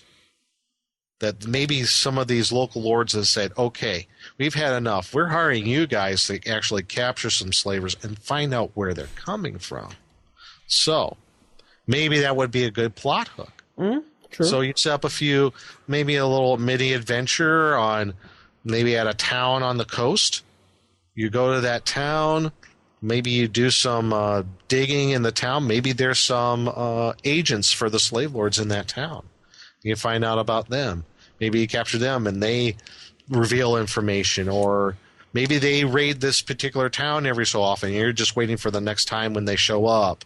So, yeah, I would say that would be a really good plot hook to use. And I can. Well, I'm actually kind of thinking about Module U1, Sinister Secret of Saltmarsh. It's very similar in a case where you have to actually go out to a ship. Maybe you got to do the same thing here. You got to capture the slave lords that are coming by sea. Maybe you have to actually go out to a ship and raid that ship and take it over. That might be a good plot hook. There might be a way to even tie those two adventures together. I don't know. Maybe just borrowing some ideas from that one adventure, A Sinister Secret of Saltmarsh, and use that as your plot hook into this adventure. So that's one really good one I could think. Can you think of a plot hooks there, Vince? You can throw in? I think what you said was pretty much good, but I do like the fact of how they start you in certain places. Yeah. That's good for the tournament part. Some DMs might like a little bit more of a, start them a little bit further back, like I was saying. How about you, Will? What do you think as far as plot hooks, kind of throwing them in to this adventure? Plot hooks, huh? Yeah. Well, wow. Well, now, if you are playing this as a regular play module, just forget the tournament rules and all that other crap. Right. I would actually come up with a small mini adventure prior to this. Yeah. And now, I wasn't going to discuss this when it was my turn to talk, but in my early days, I ran this both as a tournament module and as a regular campaign module. And how that connect was that using my players' backgrounds, I would have one or two of the players that had relatives that would disappear. Oh, okay. And that their families would say, listen, they've been kidnapped, and then give them a little thing. The lords of the land have been dealing with these slavers and everything, and they took your cousin, they took your uncle, and they did this. Help me. That kind of, and that makes it a lot more personal, don't it? Yeah, it does, actually. Yeah. And that gives them a reason, to go. But then how I did it, I put it in there as, not as a red herring, or as a herring, or whatever you want to call it. I did it, especially if they were in the middle of another adventure. Then I would let that come in, so that when they got done with that adventure, then they said, like, well, I really like to go save my uncle. Will you all come with me? So it's See, kind of and like you're planting that seed there, if you will. Yes, it's just a seed because you want so you plant it there. So when they get to the end of the adventure, then you find it gets a lot worse. Not as it just the uncle's missing. Right. Now 2, 3 cousins and another uncle, another aunt, and so on. They're also missing. Maybe the grandfather or maybe a father or mother, depending on how young the characters are, have disappeared or they've been kidnapped. And you see where I'm coming from on that. Yeah, I definitely see that, and I'm pretty much done what I had to say on my section. So unless you guys had something else to add, let's jump over to DM rules. Yeah, let's jump over to the DM rules then. I don't know who you are. I don't know what you want, but I have a very particular set of skills.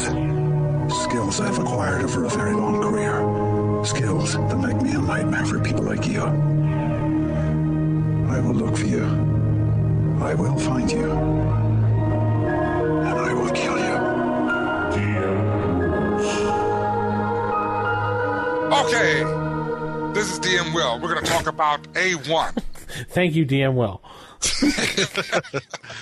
So today I'm going to discuss the difference between the module as far as from a tournament aspect and that of a regular campaign module. Yeah. Well, now, like Nick. Yeah, me. Yeah, Nick, the other co-host, the one who I can't pronounce words. Like, you know? Right. Like Will said last week. Not here today. Mott's not here today. So I say attribute, not attribute. Yeah. So Nick said that this module was originally ran at Gen Con 13, which was some years ago. And since my other part of the internet went down, I can't give you a specific date. However, I remember when this module came out because I got it as soon as it was made available to customers. Mm-hmm. When I was down there in Alabama, we ran this as a tournament module to start off with because our intent was in the future was, and it actually worked out 6 months later, we actually had a D&D tournament there. So we used this area of slave lords as a test tool to see how we can run a successful D&D tournament. Now, with the rules in this, the rules are very different in this compared to some of the other tournament modules like the Hidden Shrine of Tomoken and some of the other. There's some vast differences in here. In this case here, with this particular module, you're going to come across 2 sets of maps. You're going to have the ones that are colored in blue, and then you're going to have the ones that says tournament maps that are all in black and white. Right. Yeah. You will notice that with the tournament module, you will only use the one that say tournament maps, and you'll find out that the majority of the rooms have been blacked out on both the first and second level. Mm-hmm. If you're doing the tournament module, you are only going to allow the adventurers to go into those rooms on the black and white maps, plain and simple. All the other rooms have been omitted. Right. Omitted, Omitted? removed. Omitted? Yeah, omitted. They've been taken away. They have been taken away, so you don't run them through there. True abuse. I also know. I also heard Vince talk about the leveling up portion. Yes. In the tournament modules, they do not gain experience and level up. Right. That is made very plain and clear. They will level up as they proceed in the tournament portions. Right, the tournament will dictate. Which ones they have an automatic level up thing. So the players will not concern themselves with killing as many monsters or doing all this. In the event of this tournament, when I remember as it being run back in the day, good God, that was a long time ago, it was a timed tournament. Yep. When you are in a timed D&D tournament, the goal is to get as far as you can, doing what you can and trying to avoid all the big heavy fighting and all the crazy crap. Right. Oh yeah, that's like that with almost any tournaments like that. You're only given 3 or 4 hours. Right. Because that's the time slot they have at the convention. Right. Now with the A1, this particular module is run for 2 sessions, the first level and the second level. And as you can see, they provided 9 pre-generated characters. And being a tournament module, you will use the pre-generated characters. Yep. Now, I will have to tell you, there was one thing that you all did miss, nothing major and everything. I found the character names horrendous. Well, I wasn't really concerned with that. So. Well, those pre-generated character names are just horrible. Fanstern, was that Ogre, Elwida, Frida, Caraway, Blodgett. Oh, please. Give me some fantasy names. Oh, those names were just horrible. I like Kayan. That's not too bad. Yeah, there's like one or two that are fine, but the other ones, horrible. Ugh. Blodgett. Blodgett, yeah, good Lord. Anyway, when we jump back to the tournament side house, there is a scoring system. And the scoring system actually for this tournament series is very, very simple. For example, at the very start, when you're set in that particular area, which I believe was in the back, right, at 1A by the secret door. Yeah. Scoring adjustments. Well, if someone decides to cast invisibility on the halfling to go through the door, that's +7 experience points or +7 points. Room 1, there's a trap there, which you have to read that carefully, but there's a 1A and a 1B. Wherever the trap is, it says room 1. Mm-hmm. So I'm not sure which room 1 they're concerning. I'll have to take a look at that. And I will tell you, there is some errata for this doggone module because there are some mistakes in here. There's a +4 attempting to find trap. Room 2, there are no adjustments. Room 4 is very interesting. Plus a -4 for attempting to cross on charred section, which is the board, I believe. Oh, no, I'm sorry. Which is the thing around the room. And then there's a +4 for using spider climb, levitate, or climb walls to, get across. So it was very specific that you went into a room, you would only get points if certain actions were conducted. Yeah. Which is kind of sad because if someone came up with a very, very, very good idea that's not even mentioned on here, there are no bonus points. Yeah, how do you score that? Or do you score it at all? It's not scored whatsoever. Yeah. You have to go with the criteria of the tournament scoring, which is very specific. You cannot deviate from, what they have in the guidelines. Mm-hmm. You brought up room 10 with the basilisks. Yep. But in the tournament, there are no basilisks. That's right. So it's a non-factor. The basilisk, that is a killing room. It is a nasty room. And I feel sorry for the players that go into that room and everything. But like I said, they're hiding behind that wall. Right. Which means that the characters are probably going to go in there in the campaign portion. Say, well, there's a big wall right there. Let's see what's behind there. As soon as they get in the room, the basilisks hear them. They hear the growling, and the basilisks come out, and guess what? Da-da-da, turn the stone, and you're done. Let me see here. I'm just looking at some of these rooms in here. Oh, you will also notice if you look at the tournament map and the campaign map, there is a discrepancy. And that was one thing. On which level? The first or second level? The first level. Okay. Take a look at room 7. Yep. Okay, well, let me take that back there. I'm sorry. Take a look at 12A. Okay. Yep. See there, it says on the 12A there is an F there, a floor opening there. Where does that go to? So it took me forever to figure out where in the world does that go to. But if you look at the tournament map, 12A, it says C, and there's a room 7 there. Do you see that? Oh, that concealed door. That concealed, yeah. Wait, that stairway. And if you take a look at that stairway, the stairs go down or they go up. But where do they go to? So that was a big discrepancy there. Then I just realized how that all fit in there. So, and actually what I'm doing, just to let you all know, my goal right now, I'm converting this completely over into Pathfinder, to the Pathfinder rule set. Oh, cool. Oh, yeah. And it's working out very excellent. Actually, I like how it's set up. And I'm going to do it from both versions, for the tournament and for the regular one. I'd have to see how that works. Anyway, so I noticed these discrepancies as I'm going back, being very careful to make sure everything is done exactly as it is here, because that's how I do my conversions. Completely mirror image of one another, just a different rule setting. So you'll see some errors here in the maps. Oh, yeah, I remember seeing one. It was at room 17 on the first level where it says, let's see if I can find it.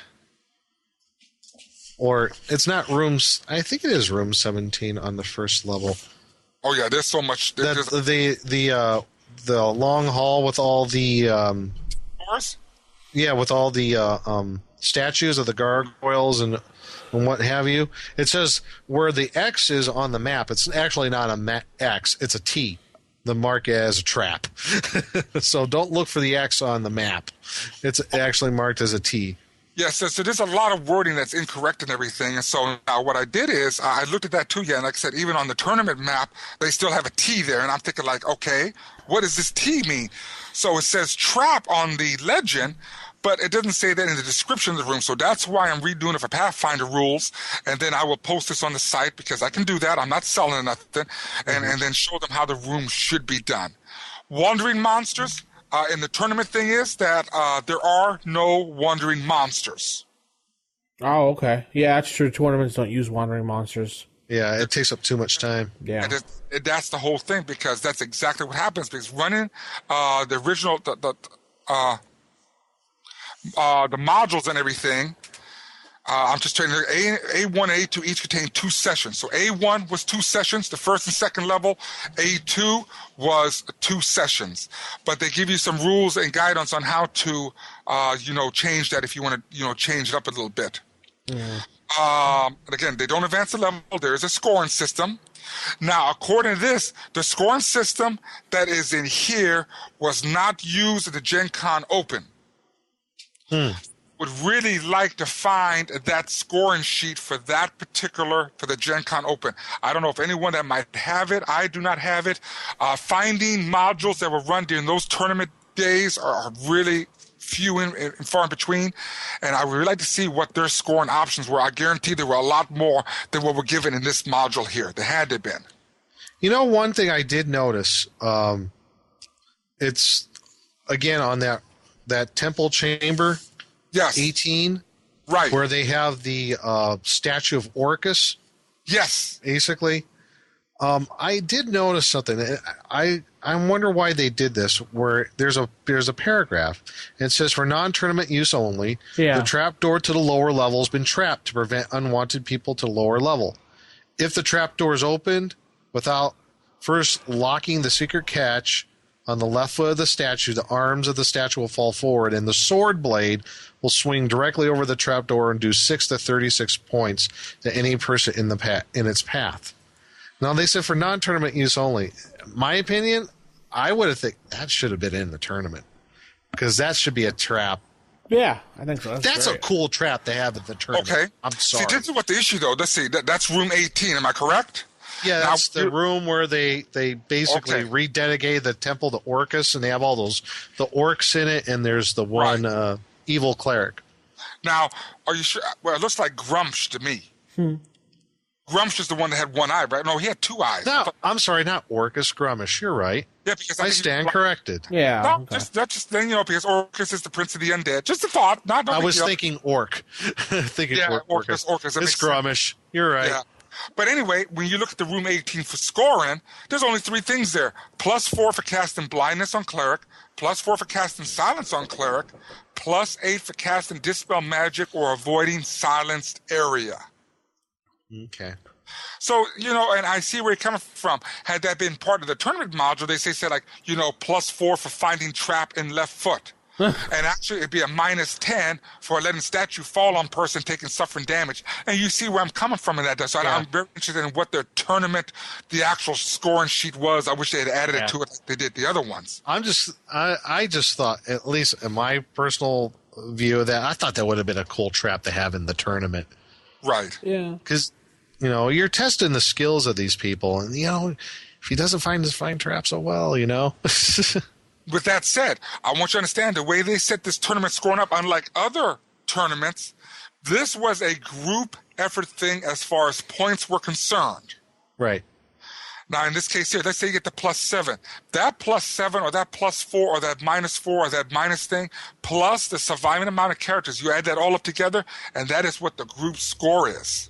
Oh, okay. And so now in that, see, that's what it was. Now, what we did was we played it with that. So when we did the first tournament, we did it only for groups. So all the groups would get, the groups would get, scored, group 1, group 2, group 3, group 4, who had the highest score? They did. So group 2, you are the ultimate winner. Then it's second place and third place, and everyone got the little prizes, and everyone was a happy camper. What we did was, what we added to this was also an individual group award for the best player or for the most spectacular kill, something stupid like that, or whatever the case may be. And they would also get a special prize. That only, up the ante, and that would, bring more people in it, because, I mean, who wants to come to a D&D tournament and not get a prize, and they came in second place? It kind of stinks. Right. Just like having that the RFI contest with the edition reprints and everything, and only one person got a prize. Who else wants to contribute next time? So we're going to change that stuff. So I should have learned that from the get-go. Well, that's usually how contests work. One person gets a prize. Yeah, usually it is and everything. That's true. Just like the lottery, one person usually wins. Sometimes more win with them. Yeah, you're right. Okay. Now, tournament. You mentioned this as well, Vince, concerning the amount of magical items. Yeah, and also, go on. Yeah. For the tournament, this is what the characters are going to get. So in the long run, does this? I mean, for a campaign, is this inordinary amount? See, I'm messing up my words now. I'm sorry there, my friend, whoever said make fun of me. But is it an ordinary amount of magical items? Well, I'm looking at the characters, and I'm looking at their level. Most of them are between 5th and 6th, 5th and 4th, and so on like this. And I will have to notice, too, that this is a first edition advanced D&D game, and there's another mistake I think they made. But let's start with the magical items. I think they really don't have that many, and they're really of inconsequence. Now, I know I looked at Kay, and she has 2 javelins of piercing. She has a scroll of hold portal and suggestion. Hold portal. It has no effect in this module complete at all. So I don't understand the logic of having a hold portal scroll. Hold portal? Yeah. Doesn't make no sense to have that scroll for this particular module. So I see some issues with how some of these things are. There's a potion of clairaudience healed by Caraway. Okay, but there's no scoring for any of that stuff and everything. So I'm kind of confused on how they distributed these magical items. Yeah. So the one person, Frida, she has +3 chainmail, and Frida is a 4th level ranger. Mm-hmm. That seems kind of high, +3 chainmail. Yeah, it does. That seems kind of high. I think they went overboard. That could have been +1, maybe +2. I would rather have been a +1, but I haven't gone back to look at the magical items they could have found to supplement that. Whatever the case may be. Well, but it's a tournament module, then who cares what you put in the module? That is true, too. Yeah, because, the players aren't going to continue after this, really. Well, no, yes, they will, because remember now. Yeah, but after the day is done, I meant all the modules are done. Yeah, then it's a dead issue. Yeah. But then again, I would not use these characters for a campaign because these are tournament characters, so I wouldn't primarily use these characters. I think the point you're making, though, is if they're going to have these magical items for the tournament characters, at least have them be useful. That's the whole point. Why would you have a potion of clairaudience? You would think that this potion might be useful somewhere in the tournament module as a whole. Yeah, but it really isn't. And now I haven't looked at A2 to see how they, that might be for a later thing in scoring. Yeah, good point. Tournament scoring in there. I'm not seeing anything as far as a sheet for scoring. That's my only issue right there.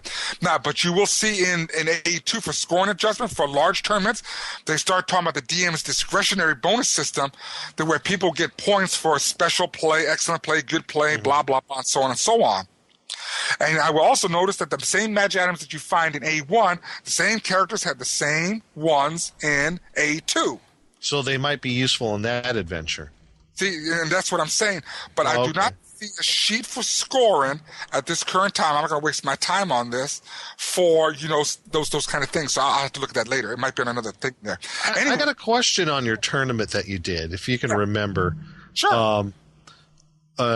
How did the people get the characters? Because I remember when I went to my first convention, I went into an AD&D tournament. They actually had all the player character sheets around the table face down, and when you turned it over, that was the character you had. Oh, yeah, they've done that before.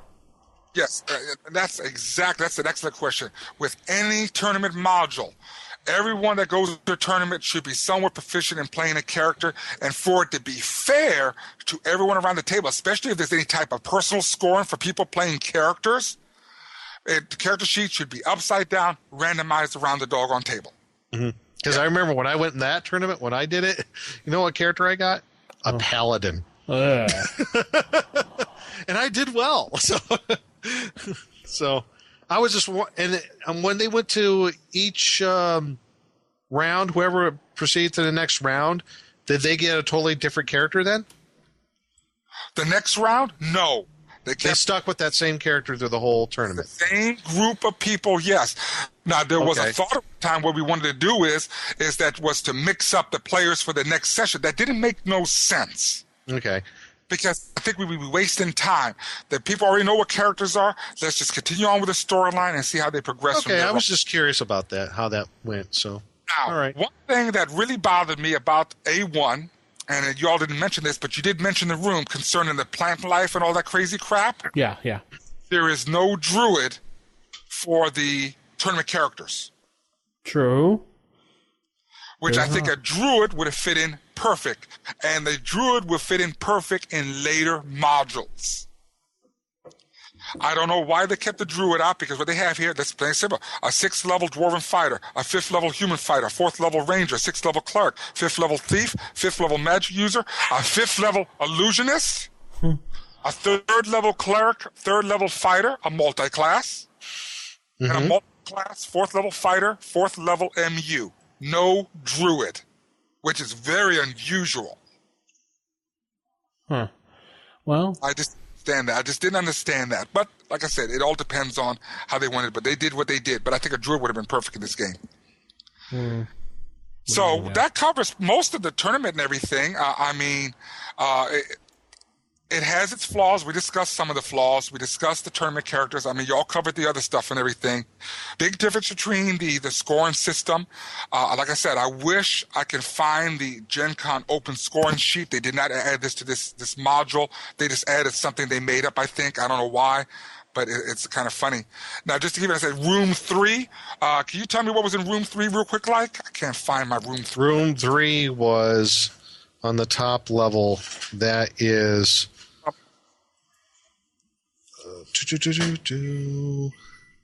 There's the... Oh, it's the collapsed guard room. Yeah. So it's on page 5. So what do we have in it? We have ghouls, 8 ghouls. So that is part of the tournament module, I believe, too. Yes, it is. And room 3, it's -4 for sending one character in alone. Why would you move a character in there alone? I don't understand that. -4 for attempting to use a sleep spell. It's fine. Just...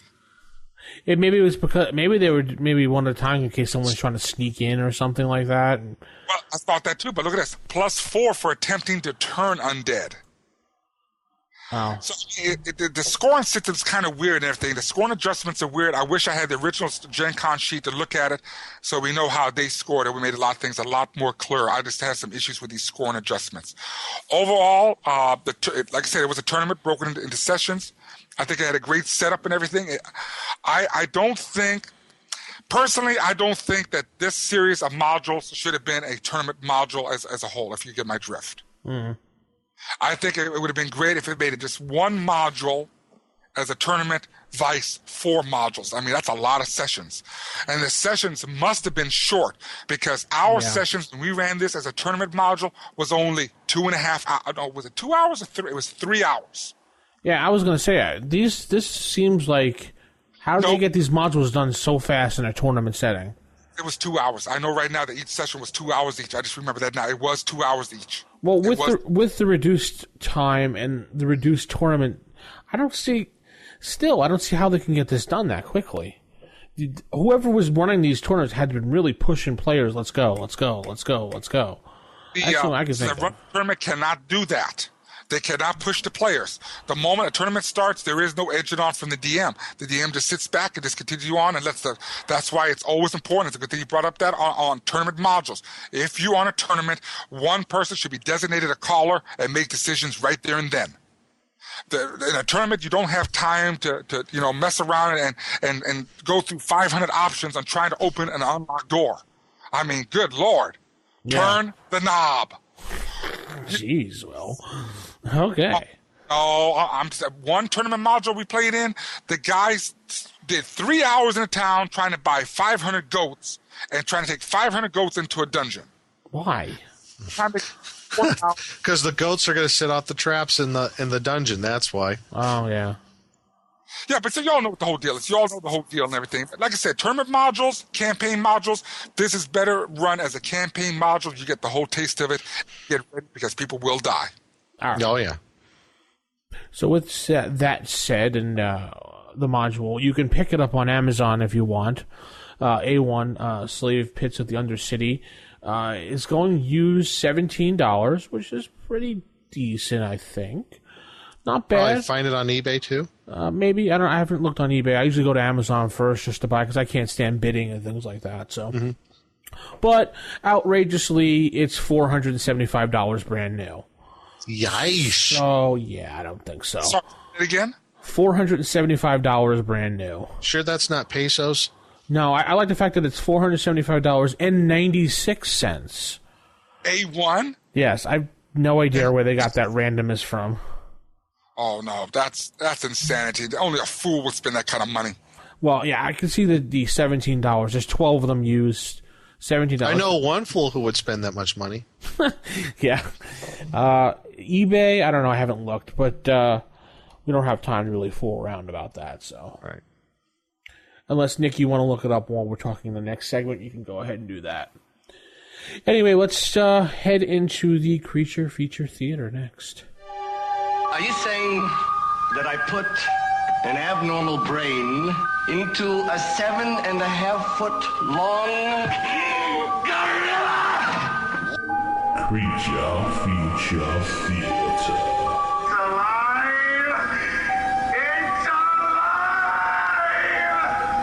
For the Creature Feature this week, we're going to talk about the Aspis. Am I saying that right, guys? No joke. I think so. Aspis, yeah. Yeah, no joke about that. I wasn't sure when I was reading that. I was like, is it Aspis or Aspis? Or I don't know. Anyway, this creature is pretty much comes in 3 different versions. There is the cow, the larva, and the drone. The cow version of this is pretty much the mother of there. Just think of the queen of a hive or a queen ant or something. These creatures will pretty much leave people alone unless they need to do something or unless they're confronted somewhat. The cow is pretty much will stay in the lair and just leave the little larva eggs, which are the little babies. And which surprisingly, the larvae have a pretty good armor class for little baby squishies. They have a better armor class than most magic users at first level. They have an armor class of 6. And they move really slowly. They have a hit dice of 2 to 5. Percent in the layer is always 90%. They're immune to acid, which is kind of interesting. And depending on the hit dice, the experience is between 2 to 5 as usual. But I'll point out the cow. It's very rare. There's only going to be one because obviously it's the queen of the hive. And the hit dice listed as 10. But the thing about it is the cow is not really going to attack. Its damage is 3 to 8, so it's going to leave you alone. And chances are this, according to what is the asp... No, I don't think the asp cows can speak. The drones are the ones I think that do speak. Do you guys see anything about the... No. Yeah, the drones are the ones, they have their own kind of language. Yeah. That they have, but 5% are able to speak common. Right. And, yeah, so the cow pretty much, and the drones will pretty much be the worker ants, the drone ants, obviously, that protect everything. And there's at one point in the module when you're in the slave pits and you're fighting over the slave pits with one of these creatures. Yeah, that's such a cool scene. Yeah, you notice the naked woman in the bottom lower left-hand corner there, too? Of course I did. Yeah, of course. So there's a 5% chance that they will be able to speak common, and they'll probably tell you to go to heck, and I'm going to kill you, get away from my queen. And they're really just protecting their own. So yes. They're not really out all for the hive. We are the hive. Right. They're like the Borg kind of thing going on. Their diet mostly consists of, I love vegetation, meat, and they like to drink blood. That's their preferred drink. The drones are probably the most fierce out of the whole bunch, doing the, was it 1 to 4, 1 to 4 by weapon type. They are immune to, I think it was, electrical and cold attacks, and only take half damage from fire-based attacks. Mm-hmm. I like the the drones, they can wield. They have 2 attacks with weapon type. So give a couple of those guys some long swords or battle axes. Look out! Yeah, they actually stand up. Yeah. Just imagine this like slug-like creature standing up, and then they use their little tentacle hands to like attack. It's like But the picture, I guess, is drawn by Jeff D because there's a big D there. It means D, right? Yeah. Well, yeah, that cover. Yeah. I love that cover. It's dual wielding shields and it looks like maybe long swords. I totally dig that. I'm like, the picture of the cow, as he calls it, it looks like a alien spaceship. To be honest, it looks like Randy lay there like a slug. His only defense. Yeah, I don't know. It just reminds me of a spaceship, like an alien spaceship landing on a planet. It's just kind of weird. Anyway, the XP value of this creature, if I'm looking at this correctly, is 1,350. So yeah, for the cow, yes, which is pretty good. Mm-hmm. And none of them have treasure except the drone, and that's listed as F. And I guess I don't have it in front of me, but F is probably going to be whatever they have on them at the time. I think so. Usually, I don't know. I'm not one of those nerds that memorize the charts and everything like that. I apologize for saying nerds, but because I don't have time to memorize that stuff. Well, let me look up in my monster manual here. Treasure type F. Actually, it's a lair treasure. Is it? Yes, it is. Huh. Yeah. That's got to be a typo then. Yeah, well, they're only 30% in the layer, so.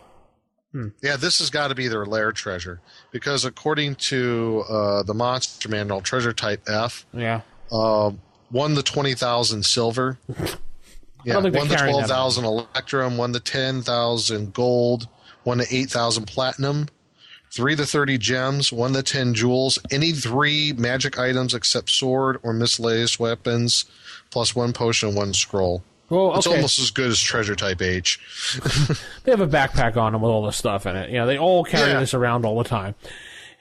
Anyway, no, I'm one of the people that actually don't memorize these monsters, and we were like, oh, how come you don't know the monster? You've been playing for 20-something years. You can't figure out what the monster is? No, because I don't care.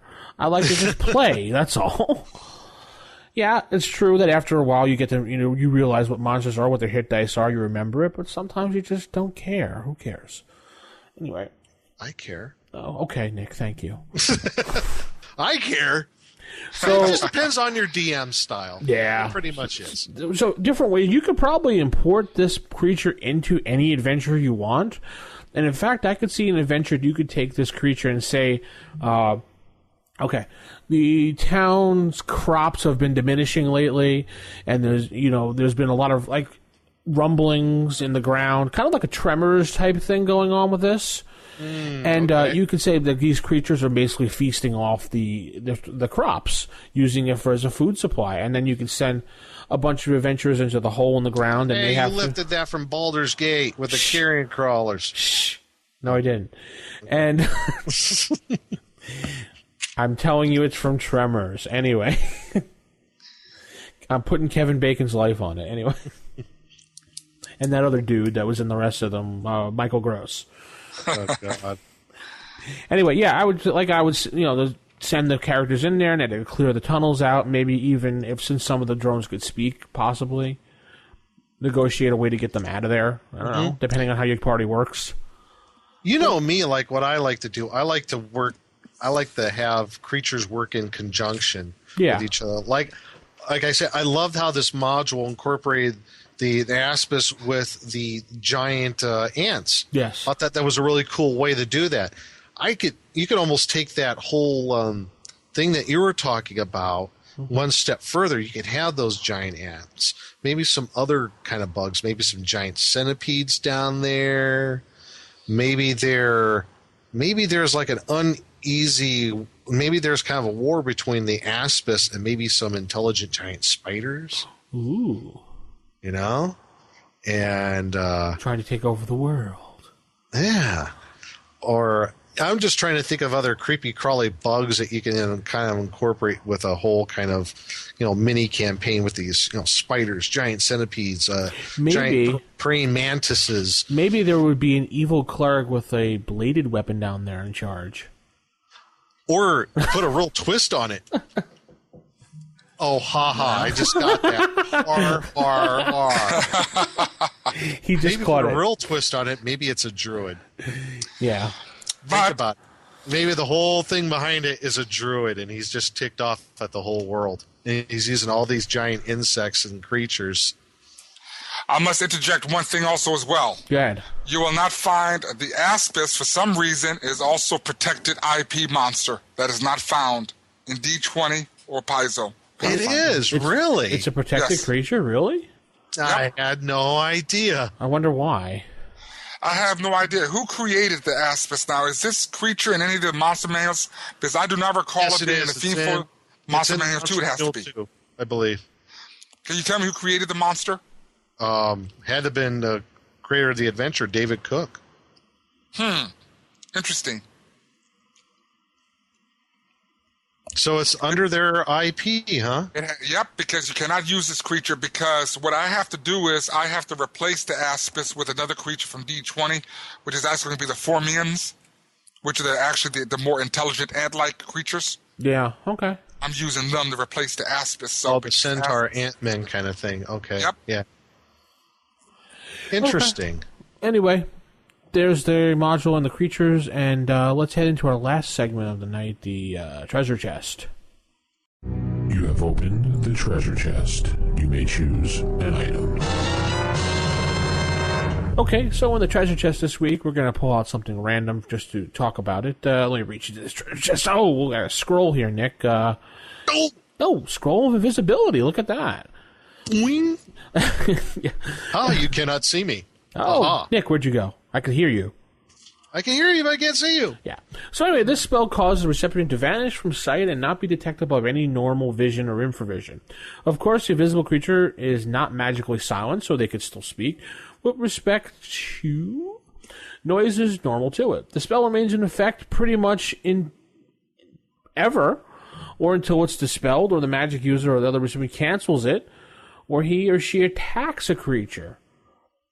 So basically, if you're invisible, you can walk, you can talk, you can have dinner, you can go upstairs, you can pretty much do whatever you want as long as you don't attack. But once you attack, you become visible. Oh, boy. Yeah. This is broken. Yeah. That means you can cast that on a thief. Climb walls, hide in shadows. Don't even have to worry about that. That's the loophole, kind of this, what you wonder. Now, would you consider a pickpocket an attack type thing? No. No? No. So I would not consider a pickpocket attack because you're not physically harming that person. The only thing you're hurting is their income. No, I totally disagree. Yeah, see, I consider a pickpocket an attack because you are rolling against him. Right. This is where the big debate. But it's not a hit. This is where no. I see. Hold on a second, guys. This is where the big debate comes in with this spell. There is that loophole in there that you could say, Nick's point of view, he's not harming somebody, but on Will's side, he is affecting another person or another character or another in a negative monster. fashion. Yes, which could be considered a form of attack in a sense because you're affecting the well-being of that person in a certain way. So there's either side to the coin on this one.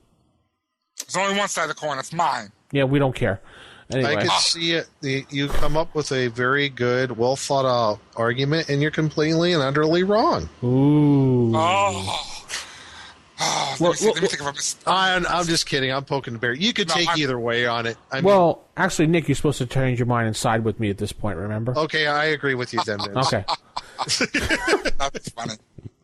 No, and so you could do whatever you want. You're the DM. If you want to say that pickpocketing or doing something to affect another person or another thing would break the spell, then let it. I say, sure, why not? Or you can say the thief runs around and pickpockets everybody and nothing happens. It's offensive. Yeah, that's the word. It's an offensive move, so... You're offensive. Yeah, it's an offensive act. Not in the fact that someone, lets off a fart. That's offensive. But it's offensive as he's making an action against someone, which is kind of, I don't care what it says. Okay. Use that, you break the invisibility spell. So if the thief spit at somebody, that would break the spell, according to you, Will? If a person is invisible, if a magic user is invisible, or a thief's invisible, and he spits at someone, yes, that is an offensive act, and that's both offensive. That means he will become visible because he's attacking someone trying to hit him with his nasty, vile spit. And the material for the spell component for the spell is an eyelash and a bit of gum, Arabic gum, or is that Arabic? How do you say that one? Arabic. Arabic. Yeah, Arabic gum. Arabic. Arabic? Yeah.